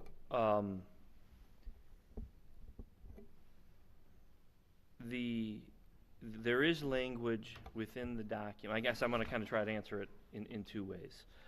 First of all, there is language in the draft, which is section 11-7-5, that is the jurisdictional section, that is consistent with, it mirrors the language from the Sun Prairie ordinance, and then for the most part is the same as the Appleton ordinance. And what this language effectively says is, if the city of Verona adopts this ordinance, and then there is conduct within the city that violates this ordinance, but let's say it's some type of discriminatory act that would also violate the State of Wisconsin Fair Employment Act or the Civil Rights Acts under the federal law, the individual who is making the allegation would need to utilize the state or federal processes and would not utilize the city processes. In other words, if there's overlap between a claim, they're not going to be coming to the city. They're going to be going to the state or to the federal government to try to get their remedies.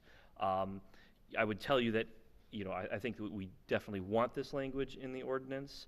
I think that you would find that people would do that anyway, because one of the other things that one of the other items that has already been touched on is 11-7-6, which is the enforcement section, and that would be the area where we would add the language regarding effectively you need to bring your complaint to the city within a year of the alleged violation.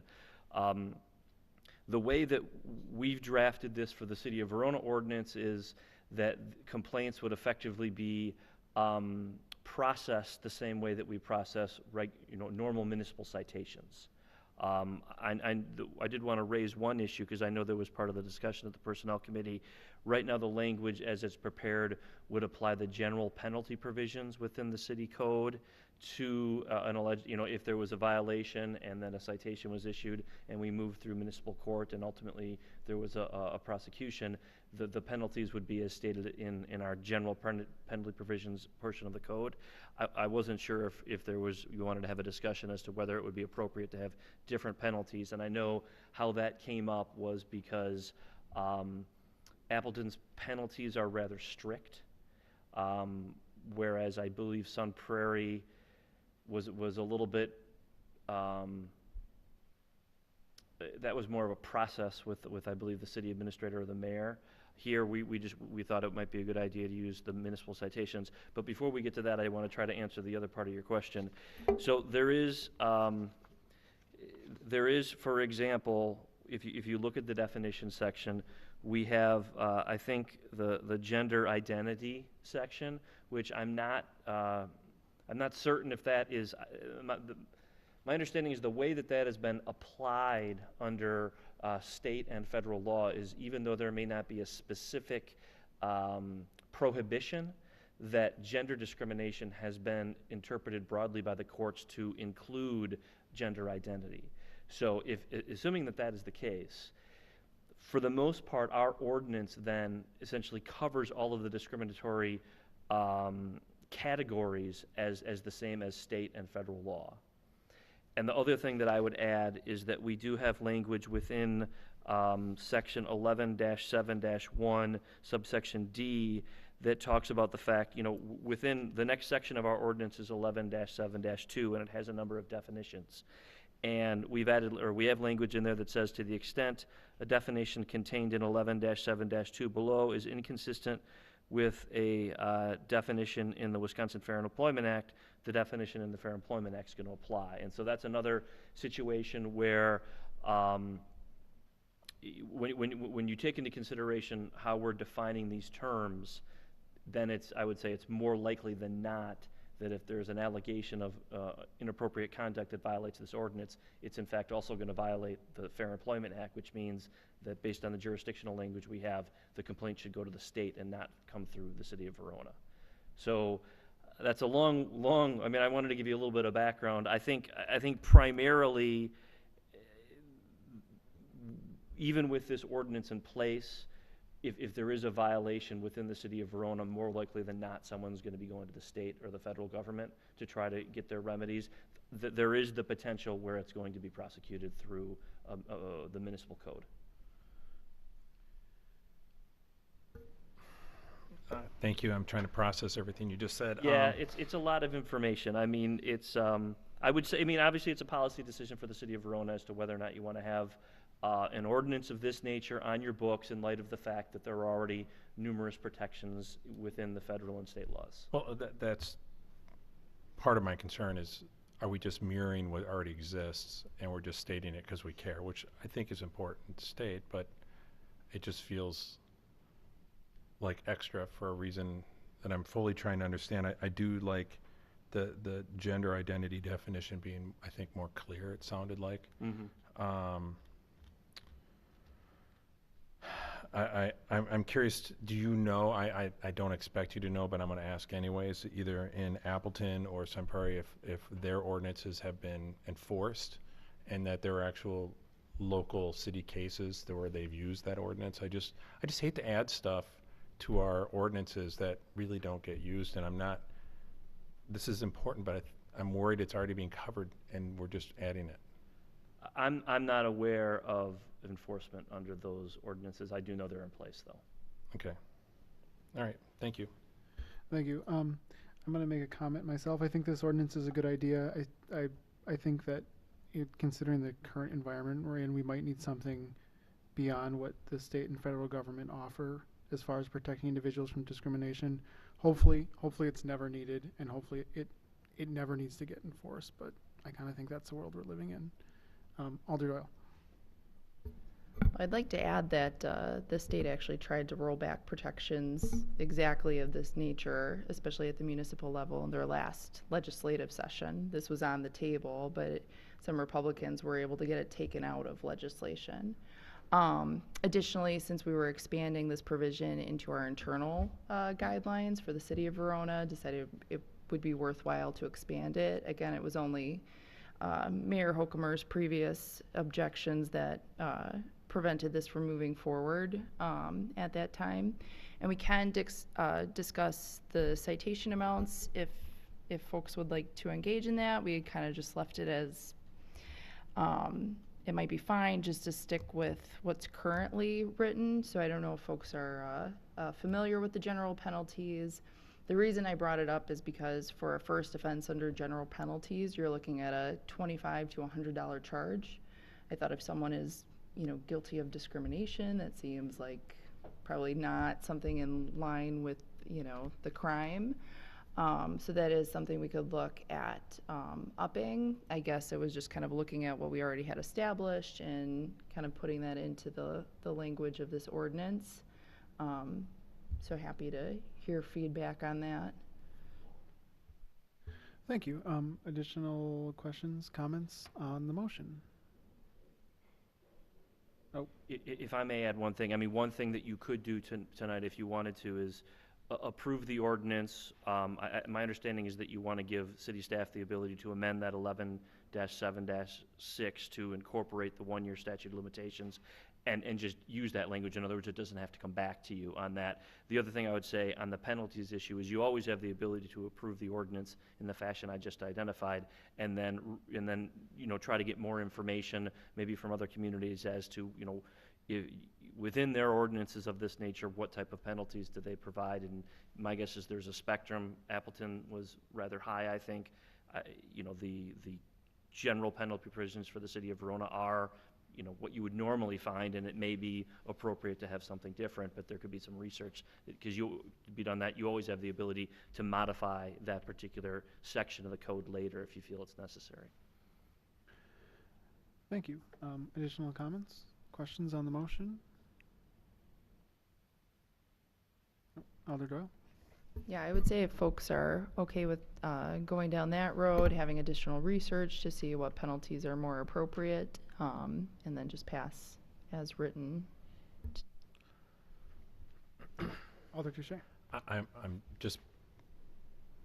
I'm inclined to leave the penalties the way they are, and if we find that that violations do happen, I think it's worth addressing. I think we can spend a lot of time on something that never really comes up, although I do think that discrimination can be very serious, and it's important to recognize that we all need to avoid that as much as possible. Also, to Mr. Kleinmeier's point, there's also a lot of avenues that people have at the state and federal level to file claims. So, I mean, at this time, I just want to, I think it's important to acknowledge this and incorporate it, but I don't know how much time we have to spend on it beyond adding the ordinance.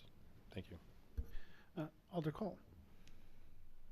Yes, I would politely disagree as far as the penalties are concerned, because I feel like we might spend a lot of time more on the back end. If something does happen, then we're backpedaling and trying to figure out how do we penalize this, versus if we just come up with something in the forefront, and I think it will just save us a lot of time in the end. I mean, hopefully this never does happen, but discrimination is a serious matter, and I think we need to have penalties that match the seriousness.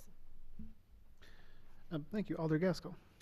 Just in reference, at the Public Safety and Welfare Committee, we talked about if you file your application late for your alcohol or cigarette license, it's a $75 fine, which is potentially more than we're talking about right now for discrimination.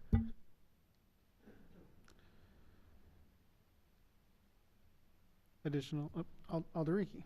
I just want to state that I'm comfortable moving forward with approving this ordinance with the conditions, if we want to call them that Attorney Kleinmeier pointed out, the year and the looking into the penalties.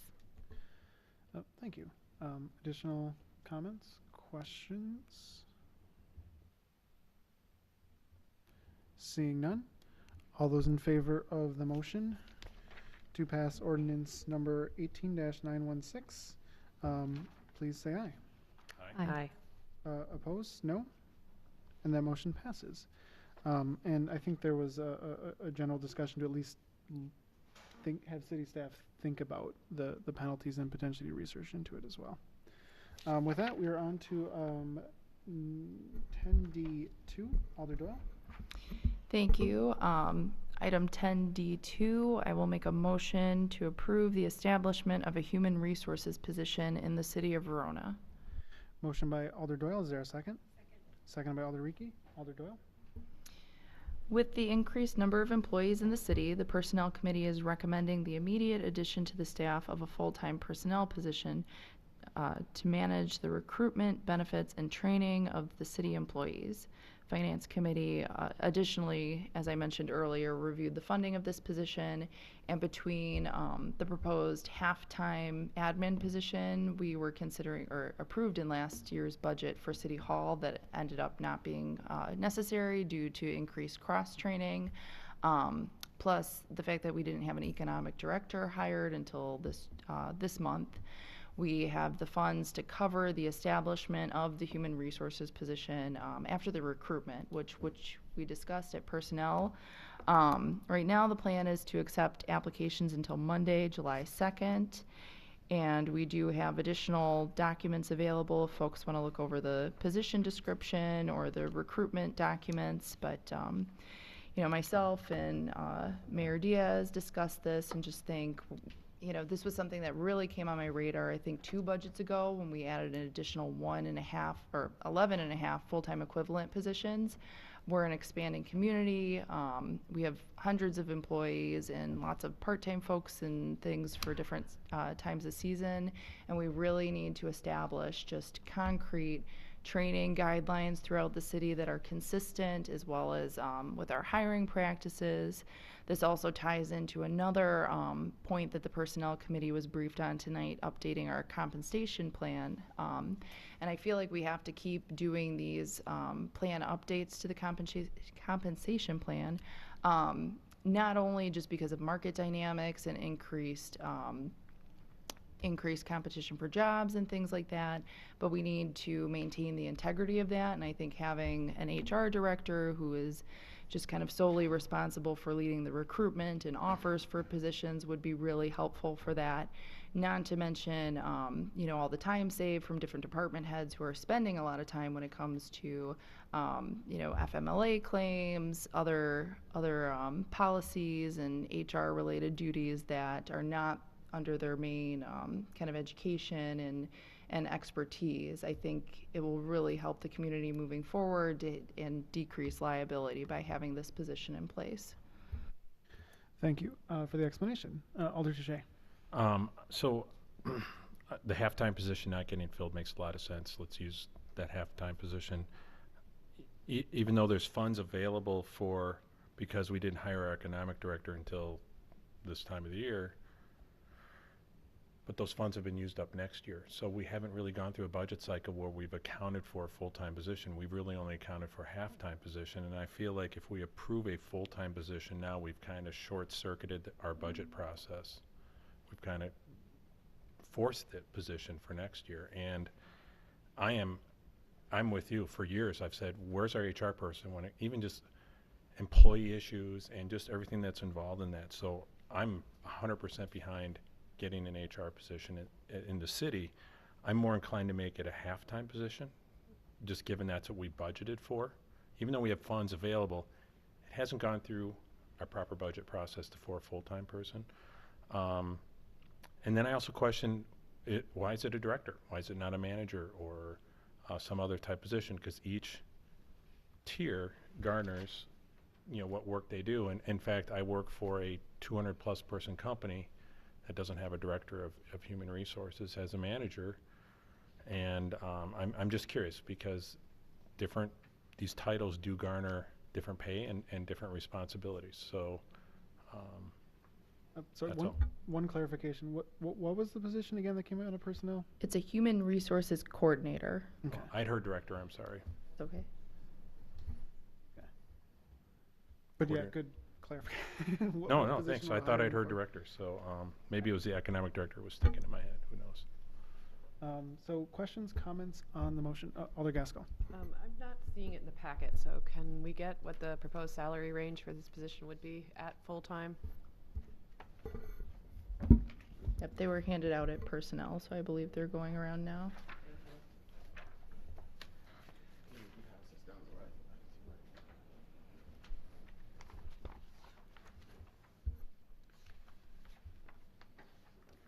Alder Cole. I'm just wondering, well, I guess, I don't know if anybody would really know this, how hard it would be to recruit a half-time human resources coordinator. I mean, most of the human resources people that I know are overworked, understaffed as it is. So I think it would not be hard for them to find a full-time position. So I would just have a little concern if we would move forward with recruiting a half-time person, if that would even be something that would be viable. Does anyone feel comfortable answering the question? Alder Doyle. I think it might be difficult just by way of the workload and what this position would be doing to have a half-time person. You know, they're going to have to be overseeing the coordination of all these different policies citywide and working with department heads and things like that. So I think that would be difficult to do from a half-time position. I know that's something that we've talked in the past was possibly trying to share a position with other communities, but it seems like most other municipalities have gone the way of hiring their own folks to handle HR, and that's probably the better route to take looking forward anyways. I do definitely hear the concerns about creating holes in the upcoming budget, but I think a position like this, we really, you know, we've reached the point where we can't move forward with any additional positions until this is filled. So I don't know if that's realistic either, to say we're not gonna hire anything else. So if we have this in place now, that will even help more going through the budget cycle, just knowing that this is something that we need, it's not a want, and it's already included in the budget. Thank you. Alderiki. Is there any comfort that can be taken from the financial perspective, knowing that this is a coordinator position and not a director position, that's a little bit of a money savings? There you go. Yeah, a director would definitely be a higher salary, but you'd be expecting a lot more experience and higher certifications, education with that as well. Additional, Alder Kemp. I think that I'm in favor of moving forward with this proposal. I'm concerned about the potential liability issues to the city without having someone there full time, kind of coordinating with department heads and of course with the city administrator, making sure our I's are dotted and our T's are crossed. I think I can understand Alder Touche's concerns about the upcoming budget. We do know that there's a lot of fiscal restraint that we have to have moving forward. However, the liability issues, it's a serious concern for me, so I'm in support of this. Thank you. Alder Cole. I would say I would agree as far as the liability issues. Also, I mean, we're continuing to grow, so I can only imagine that we're going to be adding more and more staff to our city, and I just don't, it's not feasible to rely on the department heads again, and I don't think a half-time position would be viable. It needs to be a full-time position, so I agree. Thank you. Alder Touche. I'm still on board with the position. Don't get me wrong. I really do feel like, I mean, since I've been on the council, I don't know we've ever short-circuited the budget process when it comes to hiring staff. And I just feel like what we talked about in planning, we're circumventing our own processes by doing this. And I wish it was planned out through last year's process more intentionally, or, so again, I'm in favor for it. I don't like breaking the processes that we've already put in place. So, I mean, to be honest, I'll vote yes for this, but I don't like it. I don't think it's a good precedent for us. I think, heck, I'm gonna go for Public Works and we have this half-time position and boy, we need to make it full-time. Let's make it full-time. And even though we really haven't accounted for it, it just doesn't feel very responsible to me. Thank you. Thank you. Alder Gaskell and then Alder Doyle. Moving through the budget process and assuming it's approved in the budget process, when would be the earliest we could then hire someone? Jeff? Because you're approving the use of current budget monies, the hiring process could start immediately. But I think I meant what Alder Touche was talking about. If we go through the Oh, actual I'm sorry. procedure of doing it properly. It'd be first of the year. First of the year. 2019. Alder Doyle. I was just going to add, and again, this doesn't address not going through the budget process, but this isn't even a budget amendment because it's use of funds that were already budgeted but don't have a designated use.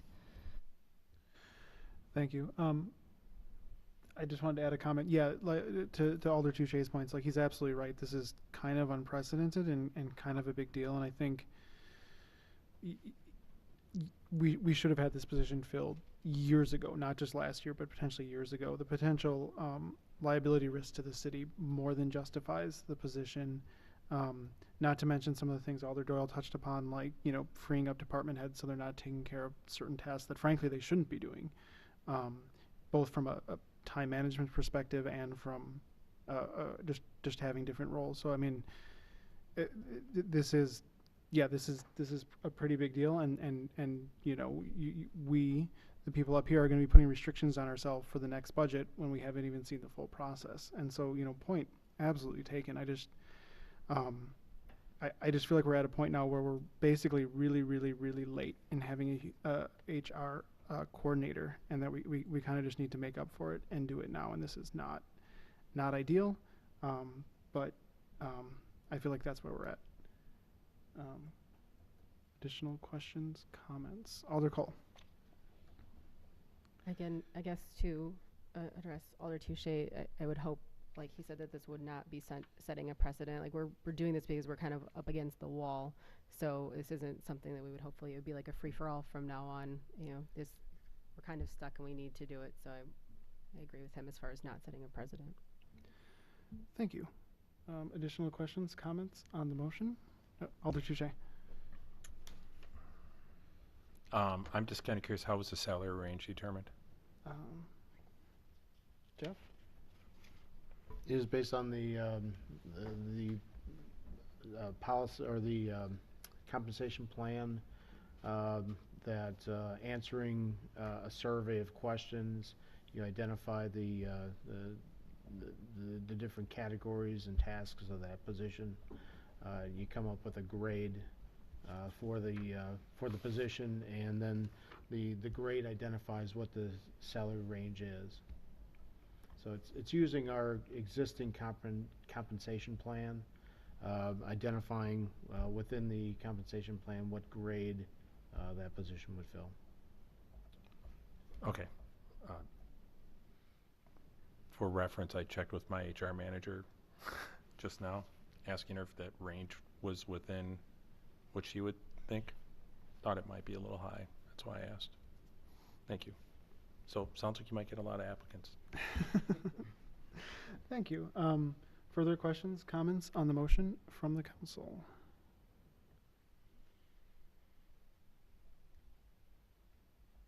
Seeing none. All those in favor of the motion say aye. Aye. Opposed, no. And that motion passes. Anything further from personnel? Alder Doyle. Nothing further. Thank you. Next up, we will go on to item 10E, Public Works, Sewer, and Water Committee. Alder Touche. All right. I'm making a motion to approve a developer's agreement for Kettle Creek North Phase 2. Motion by Alder Touche. Is there a second? Second. Seconded by Alder Kemp. Alder Touche. Our city staff and attorney have worked together with the developer at Kettle Creek in preparation for this agreement. Phase 2 includes 16 lots. This agreement anticipates that the construction of the public improvements to serve the phase will commence in early July of this year and should be complete by the end of September, depending on permits and weather, of course. Phase 2 is an extension of Tamarack Way and through the future intersection of Esker Drive. You've heard the explanation. Questions or comments on the motion? Seeing none. All those in favor say aye. Aye. Opposed, no. And that motion passes. Alder Touche. Next up, item 10E2. I'm making a motion to approve a master services agreement and scope of work for Verona Water Works Towers 1, 2, and 3 with a utility service company not to exceed $101,294 annually for the next 10 years, contingent upon our city attorney approval. Motion by Alder Touche. Is there a second? Second by Alder Cronin. Alder Touche. This is a fun one. I would say our director of Public Works has worked very hard to get through this process, and also I think it serves our future finance as far as taking maintenance on our water towers and making what it takes to keep them maintained consistent over the next 10 years.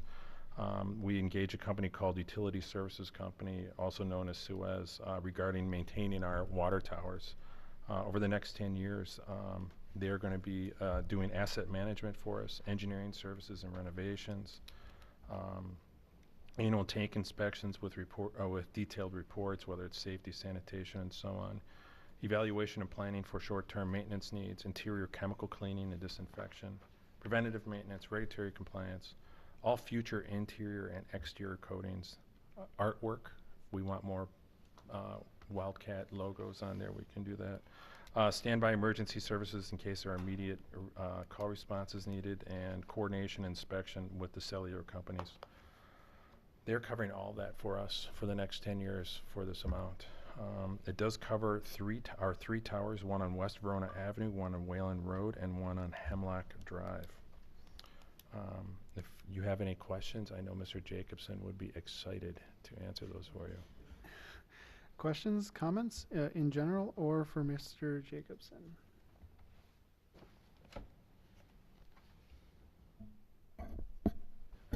I'll just add, as I said, and I think Theron wants to speak and maybe, but this is a great deal for the city, I think, because it takes some responsibilities off of his staff and shifts it over to professionals who do this for thousands of towers all over the country, and really kind of, they are vested into keeping these things in tip-top shape because they're responsible for them when they don't. You know, if they fail, they take responsibility. So I feel like they have the expertise and the know-how to maintain them and keep them in great shape for us at the city. So at this point, I'll let Theron speak. It sounds like he wants to add something. Mr. Jacobson? Thanks, Mr. Diaz. The applicant, or I shouldn't say the applicant, the consultant is here from Suez if there are any technical questions on anything, but we are excited to get this started. We've been working on this for almost 10 months now, from the initial conversations with the company to presentations to me and the team and the committees, and then getting it through the budget process. And here we are now with the agreements in hand, and we'll get the final review of these done and get them executed, and Suez will start their work. So if there's any questions for me or representatives from Suez. Otherwise, I'd say thanks for sitting here, Jamie. Do anyone have any questions? All right. Seeing none. 1,000. All those in favor of the motion, say aye. Aye. Opposed, no. And that motion passes. Anything further, Alder Touche? That is all for this evening. Fantastic. Next, we'll move on to item 11, old business, discussion and possible action regarding the selection of District 3 alderperson. As mentioned at the last meeting, we're going to do rank choice voting for two reasons. One, because we're not doing a committee as we've traditionally done, so we don't have a recommendation to vote on. And two, because I felt like it was most likely to reflect the will of the council.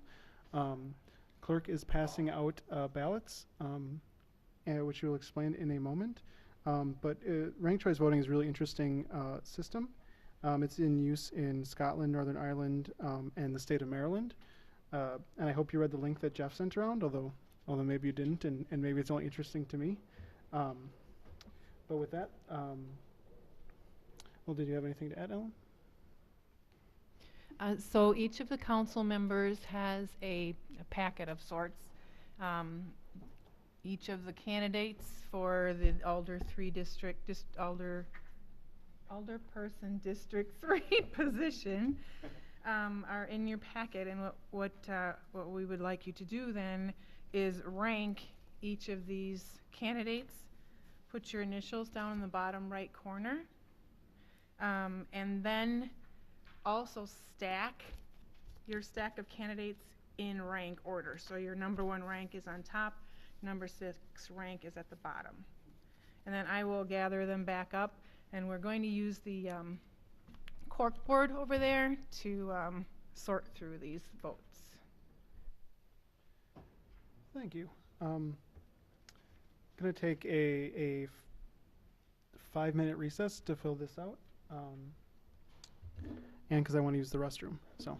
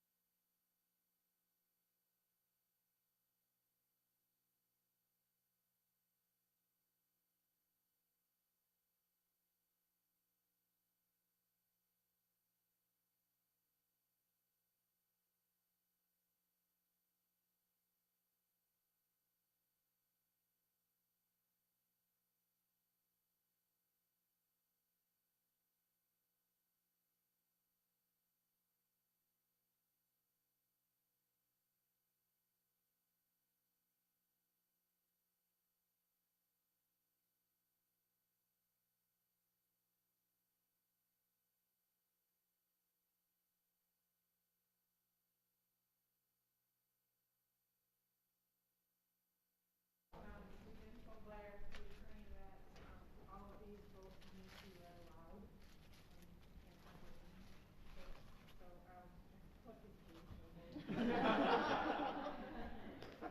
We'll do that first. So, Alderperson Touche's votes were Veronica Kurth, number 1, Charlotte Journey, number 2, Kristen Napier, number 3, Clayton Griesmeyer, number 4, Robert Redford, number 5, and Benjamin Eason, number 6.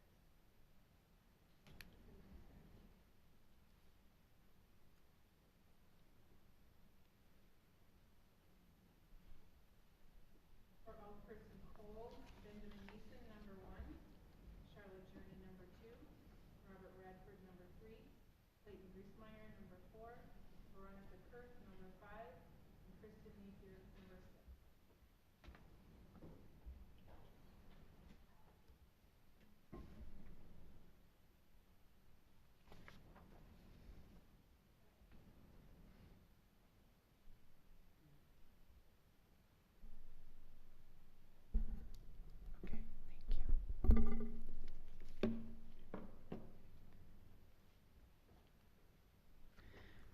For Alderperson Reekie, Charlotte Journey, number 1, Clayton Griesmeyer, number 2, Robert Radford, number 3, Benjamin Neeson, number 4, Kristen Napier, number 5, and Veronica Kurth, number 6.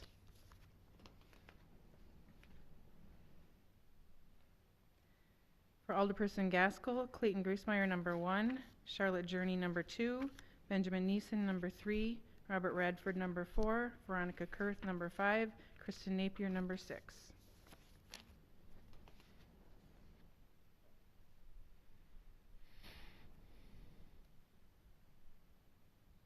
For Alderperson Cronin, Veronica Kurth, number 1, Robert Radford, number 2, Charlotte Journey, number 3, Clayton Griesmeyer, number 4, Benjamin Neeson, number 5, Kristen Napier, number 6. For Alderperson Doyle, Charlotte Journey, number 1, Benjamin Neeson, number 2, Clayton Griesmeyer, number 3, Robert Radford, number 4, Veronica Kurth, number 5, and Kristen Napier, number 6. These are numbered incorrectly. May I change to 5s?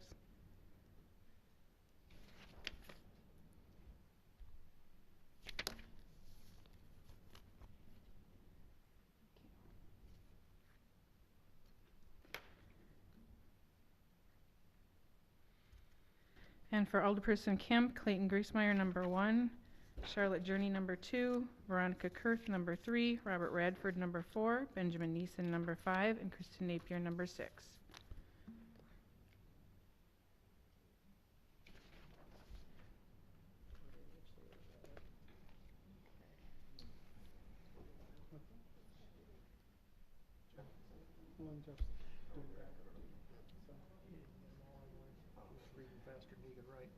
With the way in which this is done, the calculations will be visibly evident. So based on that video example, Yeah. over 50%. Yes. Yeah.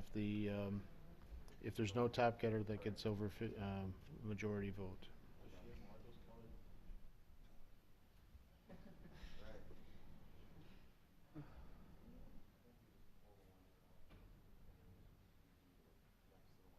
Right, go to the second rank if.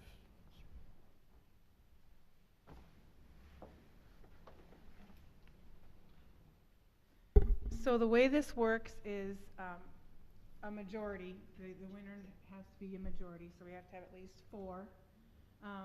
We don't have, at this point, a candidate who has 4 votes. So we eliminate the person with the least number of votes.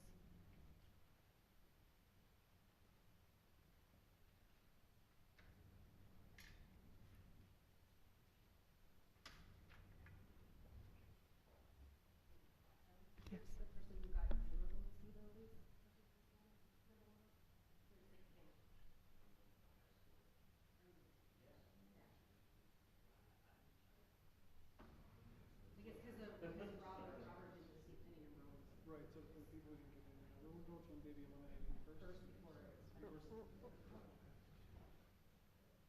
Oh, I'm sorry, yes, you're right, you're right, okay.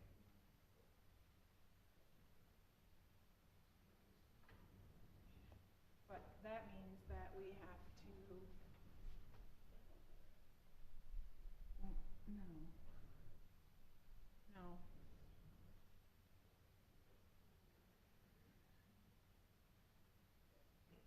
No, I think we're doing this right.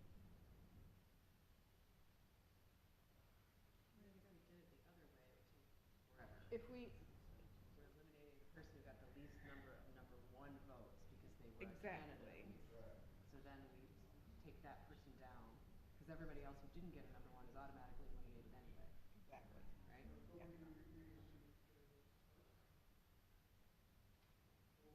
No, I think this is correct, yes. Okay, so, So I will take that one down. okay, so Benjamin Eason has the least number of votes. So we distribute the rest of the votes, the second, third, fourth, fifth, and sixth votes. So this one goes here.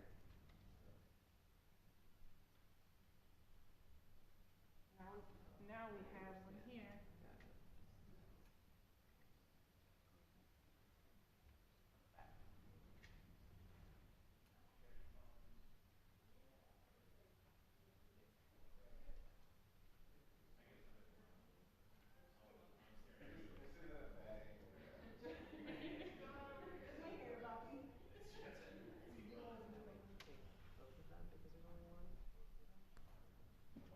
So now, yes, so each of these then, so now Robert Radford and Kristen Napier each have only one vote. So they would go. So now we have a three-way tie. So now we have a three-way tie.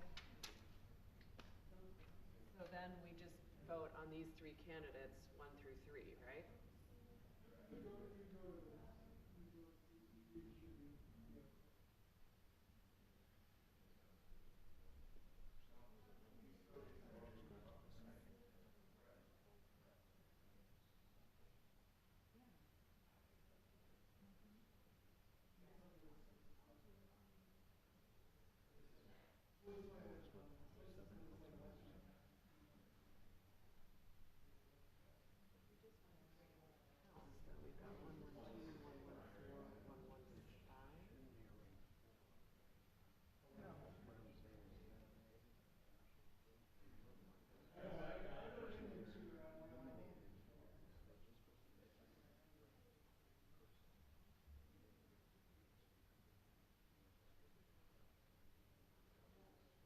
Well, these are the ones we distributed.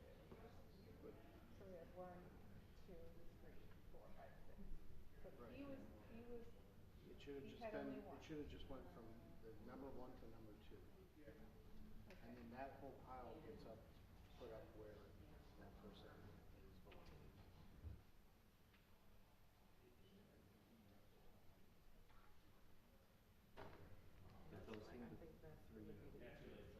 But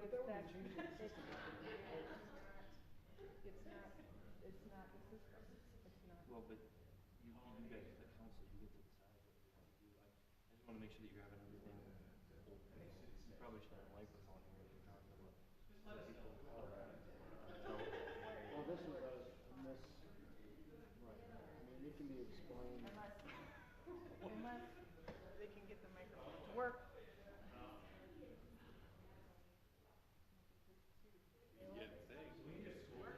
What are the other? I mean, it's 1, each of them have. Well, I'm sure it depends on the methodology you choose to plan that out ahead of time, right?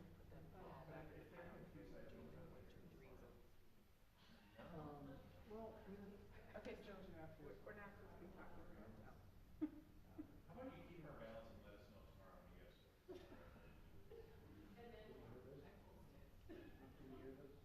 Or you revote with the last 3. That's what it's saying. The last 3 are from here.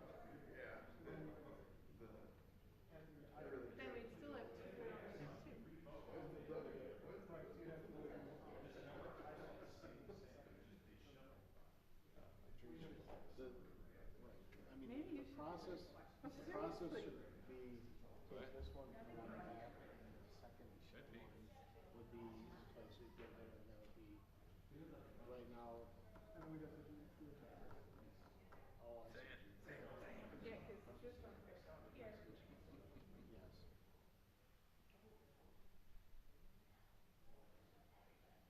That's. I tried as fast as you were reading, I didn't catch all of them. That part should be, that part should be on audio.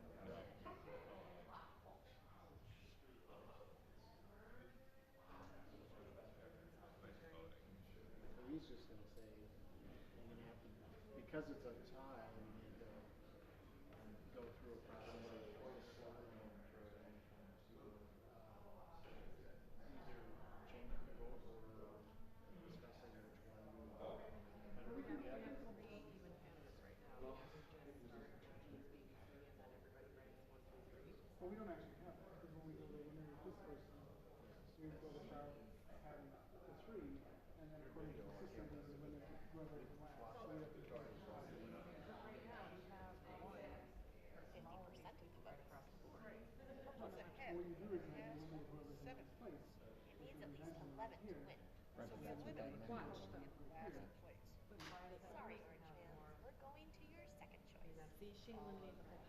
Right, we got that back. One for Right. Nope. We got that clarified. Now there's just there's a tie for second and third place. Four for green, and there's a tie. Ranked choice voting win. And don't you go to fourth place for, like, Now we have to determine. the previous piles? No, no. Right now, you go, there's a tie for second and third place. We need to go back to the ballots and see who is. St. Paul will elect.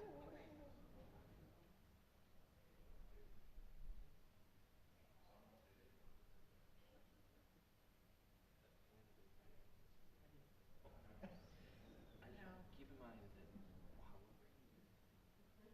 that you're gonna have to be able to. But we replicate that vote. This is we're at the, what we're now finding is that when there's a tie. There's a tiebreaker between these. So council has to discuss how they would want to. You would just do the tie from the ranked choice voting. So whoever, you would go and see whoever out of these two.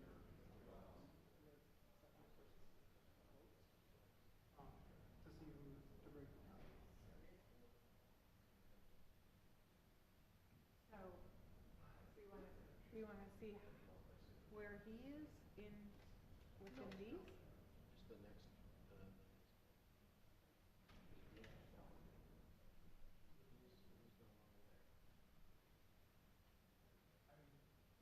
If you look at all the number two choices, it doesn't matter who gets eliminated, because you're also get. I can explain, I can. Go ahead and explain it. Dude. So does everyone?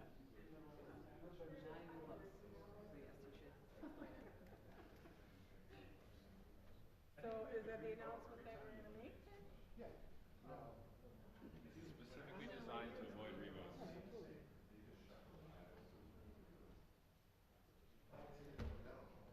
I found a video, but I don't understand it. Probably the audio might. Post that video next to the pictures of us up there trying to figure this out.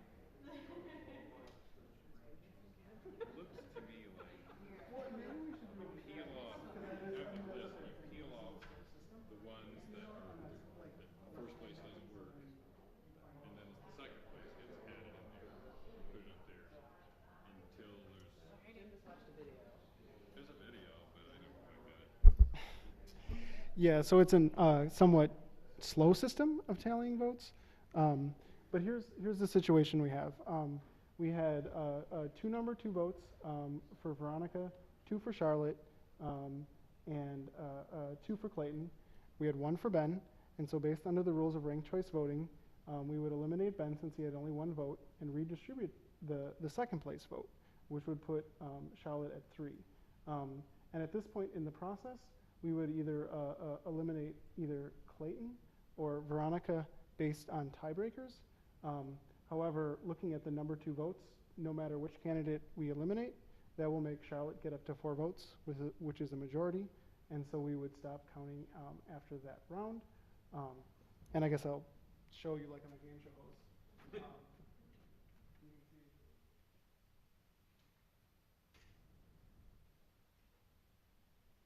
So, based on the system of ranked choice voting, once someone gets to a majority, which if you're a math major, that's 4 out of 7, it's clear then after the 3rd round that Charlotte would be the appointee.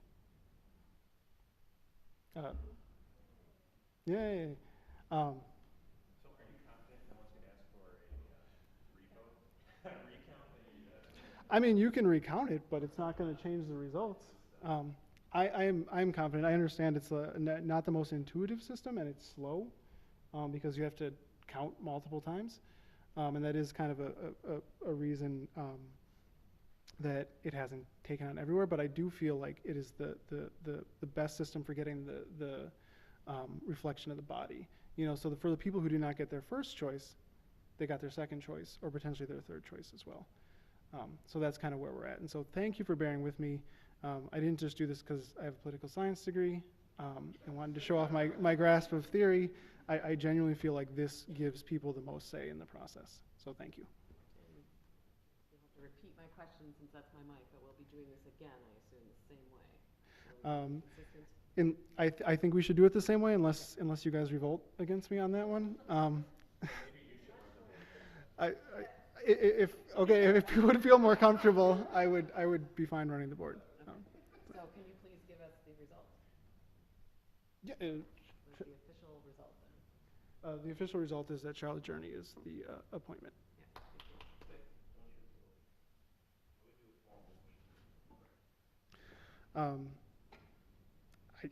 I guess we could. I don't necessarily understand what the point was, since that was the system we agreed upon. I understand that, but I think just for the record, you utilized the procedure, but now you actually, I mean, you had written things down.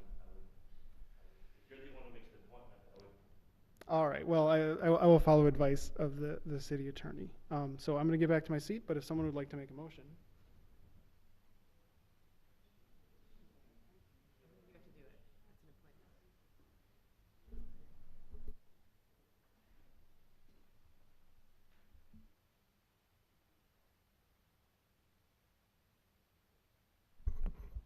All right. I'm going to check this afterwards and be vindicated that I'm right. But I will recommend to council that we appoint Charlotte Journey because she won the vote on the agreed upon process.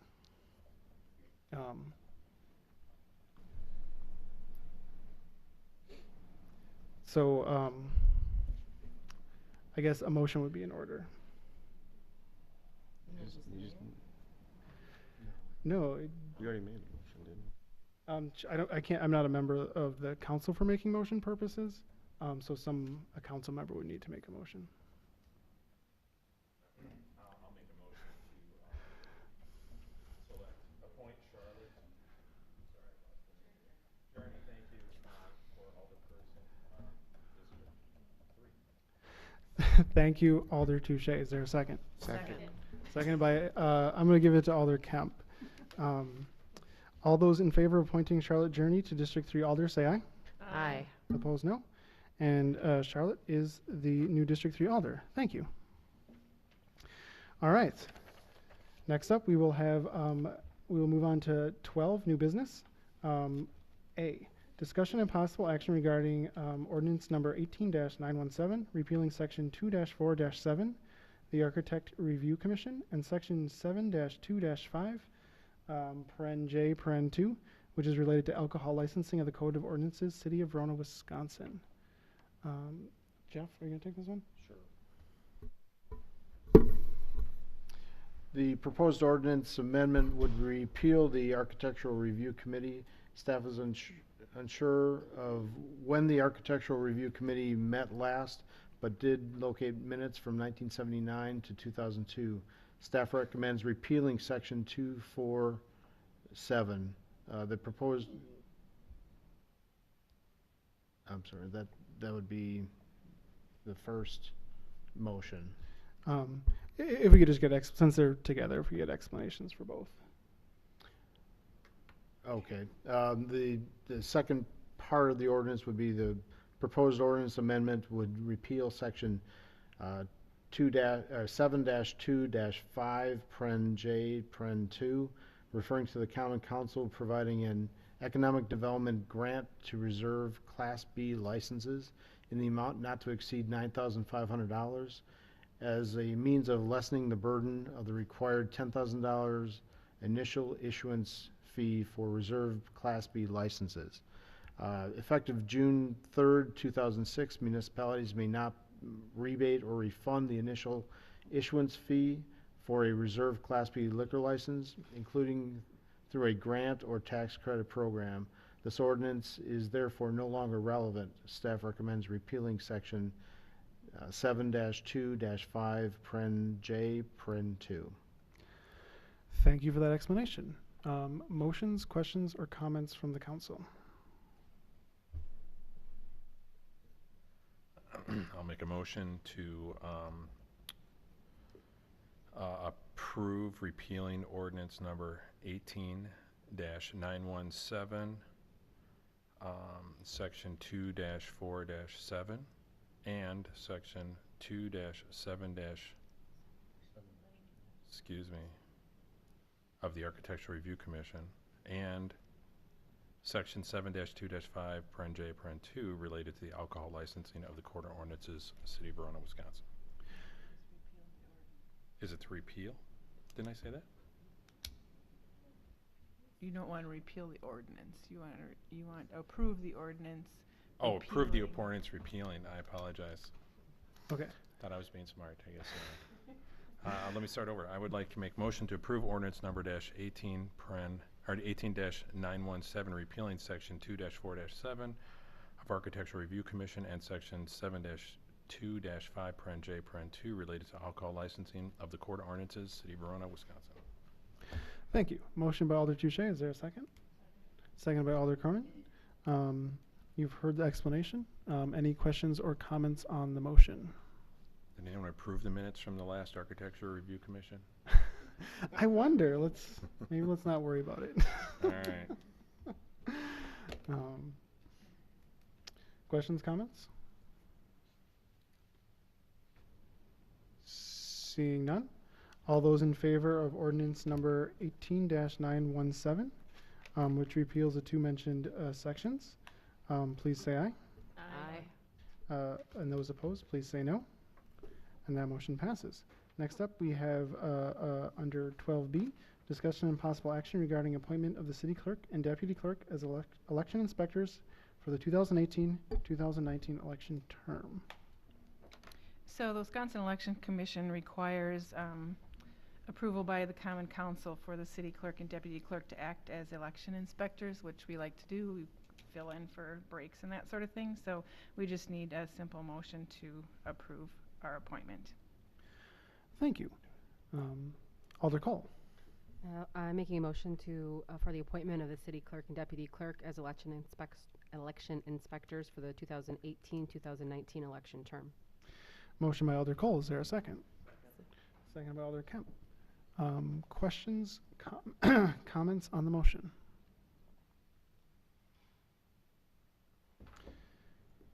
Seeing none. The motion is the appointment of the city clerk and deputy clerk as election inspectors for the 2018-2019 election term. All those in favor, say aye. Aye. Opposed, no. And that motion passes. Next up, we will have 12C, which is discussion and possible action regarding approval of operator licenses for the 2018-2019 and 2018-2020 licensing periods. There's a list of these operator license applicants in your packets, both for 1 year 2018 to 2019 and 2 year 2018 to 2020 applicants. So we just need, again, a simple motion to approve those applicants.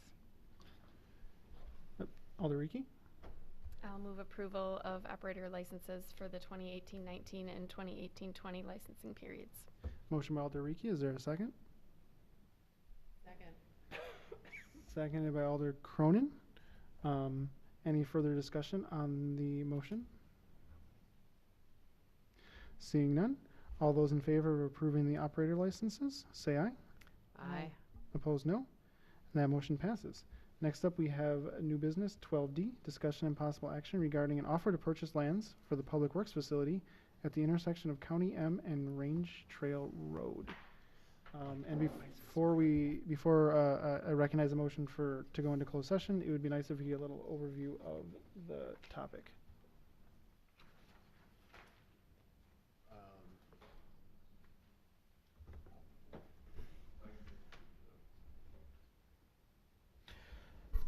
As discussed at council meeting on May 14th, 2018, regarding the need for a new public works facility, included is a concept plan, view of the site boundary for I'm sorry.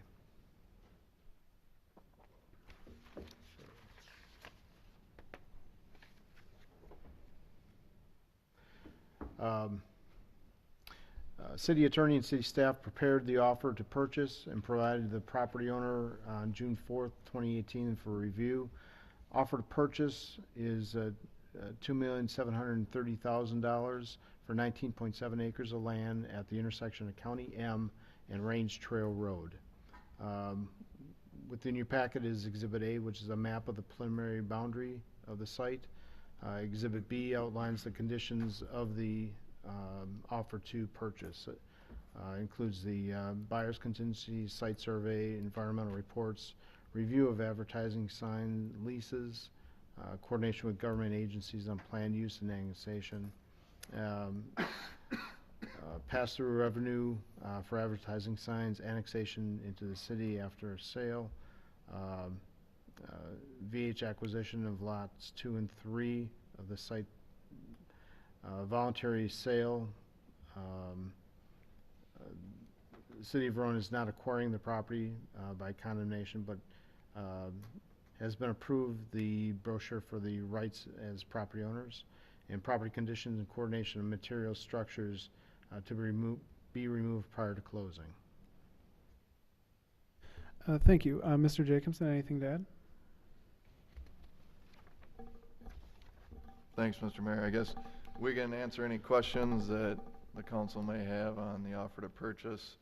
The third party representative is here also in the crowd, Mr. Dan Day from D'Onofrio, Cockey and Associates. I've been working with him a lot lately regarding this acquisition, so he's here in support of everything that we're doing and also to answer any questions.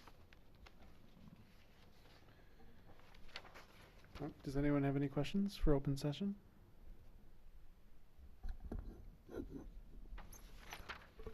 I would just say that, my understanding is that the offer is part of the public packet. It has been shared with the sellers at this point, making clear to them, obviously, it needed to come to the council.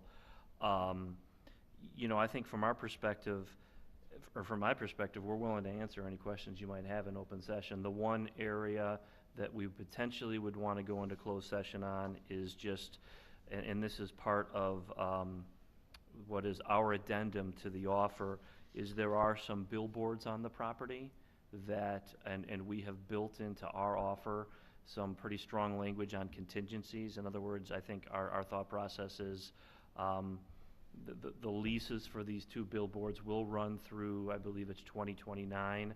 We don't have, I think from a city's perspective, we don't have a need to have them removed from the property prior to then.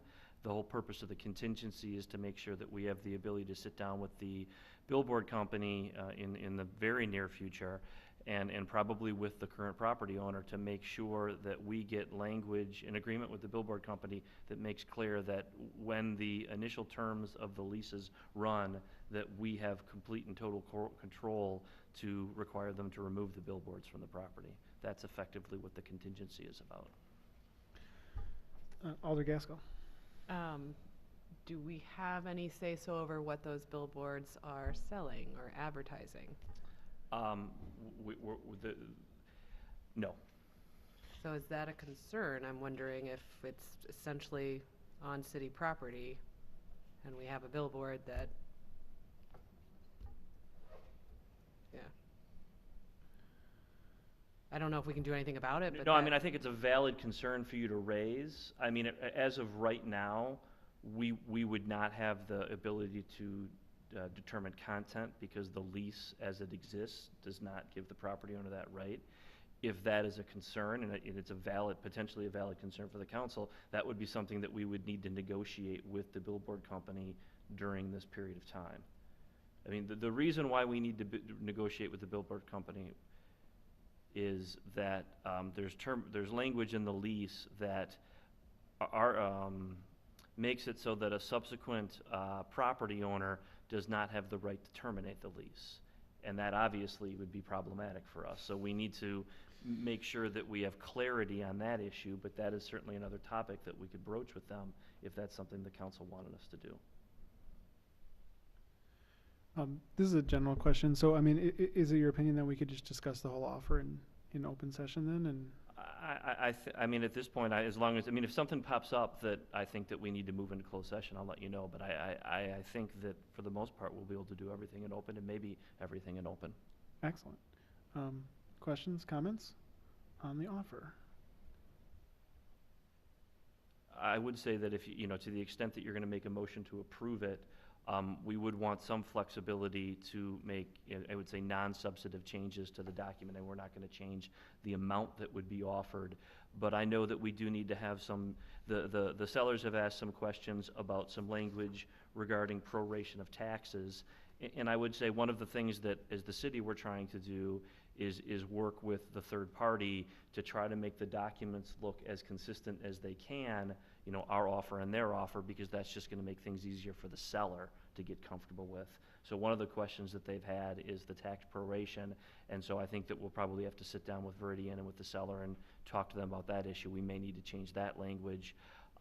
I know that one of the things that Theron needs to do is sit down and talk with the seller about, one of the contingencies that we have and Veridian has is that they're going to be able to do some type of environmental testing on the land to make sure there are no issues. And I don't think that we anticipate there are any issues. That's just what I would call typical contingency that anybody would build into an offer like this.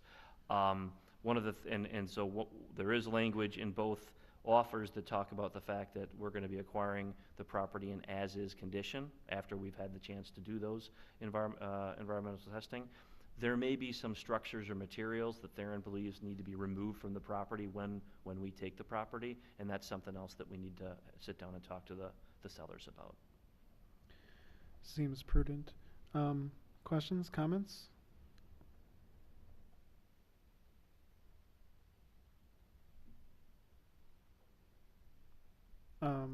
This is redundant for the people in the room, but I'm wondering, Mr. Jacobson, if you'd feel comfortable talking about the need for a new public works building, like why we're doing this in the first place. Yeah. I'll try to slim the details here to move this on. We engaged Barrientos Design and Consulting to do a space needs study, and basically started in January of 17. They looked at the existing facility, our current staff, future staff, and current equipment needs of what departments we manage. The Public Works Department is just not Public Works. Public Works is streets, traffic, transportation, it's recycling and refuge, it's e-waste, it's water utility, stormwater utility, sanitary sewer utility. Also the Parks Department is in the same facility, and also the Rec Department. The current facility it's over capacity regarding offices, ability to store equipment properly, and to continue that the growth that the city is at, and us to be able to provide the level of service that we do now. In the future, we need to expand. We're at roughly, when you combine the offices, the main garage and cold storage, we're about 39,000 square feet. And the ideal space needs with all the buildings, I believe, was in the 85 to 90,000 square foot range. The ideal site, depending on configuration and such forth and expandability, was in that 15 to 18 acre range, which this is the ideal site. It has the utility connections, the access for transportation, the visual, because we are a pretty high destination point throughout the day for the drop-off site, which is used all the time, which is a valuable asset to everyone in the city. That's some of the other space needs, allocations too, regarding the drop-off site, the traffic circulation back there and the size of it. It's a cluster. If you've ever seen it back there at night or on the weekends, it's challenging for us and people to use it efficiently. Does that answer the question, kind of in a brief executive summary? I think so, yeah. Additional questions, comments, potential motion? Alder Cronin. So is it my understanding then with the new facility that there will be a priority for making it much easier for people to access zero waste drop-off and potentially increasing the hours of accessibility? What we would do, we could definitely lay out the site to make it, we want to make the site easier to use. Right now, the way the site's set up is that ultimately we police it due to illegal dumping that has occurred, whether it's PCBs in our oil or people putting TVs there for free when they ultimately have to pay for them. We could set up the site so the yard waste bin could be accessible 24/7. So that's just a site layout. I'd consider that a design level detail. So, okay, that's good to know. Thank you. Questions, comments, motions?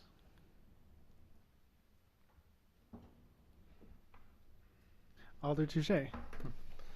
See if I can avoid goofing this up. I would like to make a motion to approve the offer to purchase lands for a public works facility at the intersection of County Highway M and Range Trail Road. So, yeah. Could I ask that you add subject to final review and approval by the city attorney and director of public works? Subject to final review by city attorney and city staff. Review and approval. Motion by Alder Touche. Is there a second? Second by Alder Doyle. Questions, comments on the motion before us?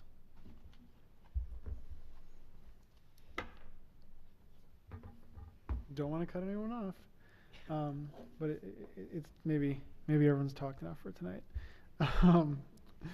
Seeing no further discussion, all those in favor of the offer to purchase with the contingencies specified, please say aye. Aye. Aye. Opposed, please say no.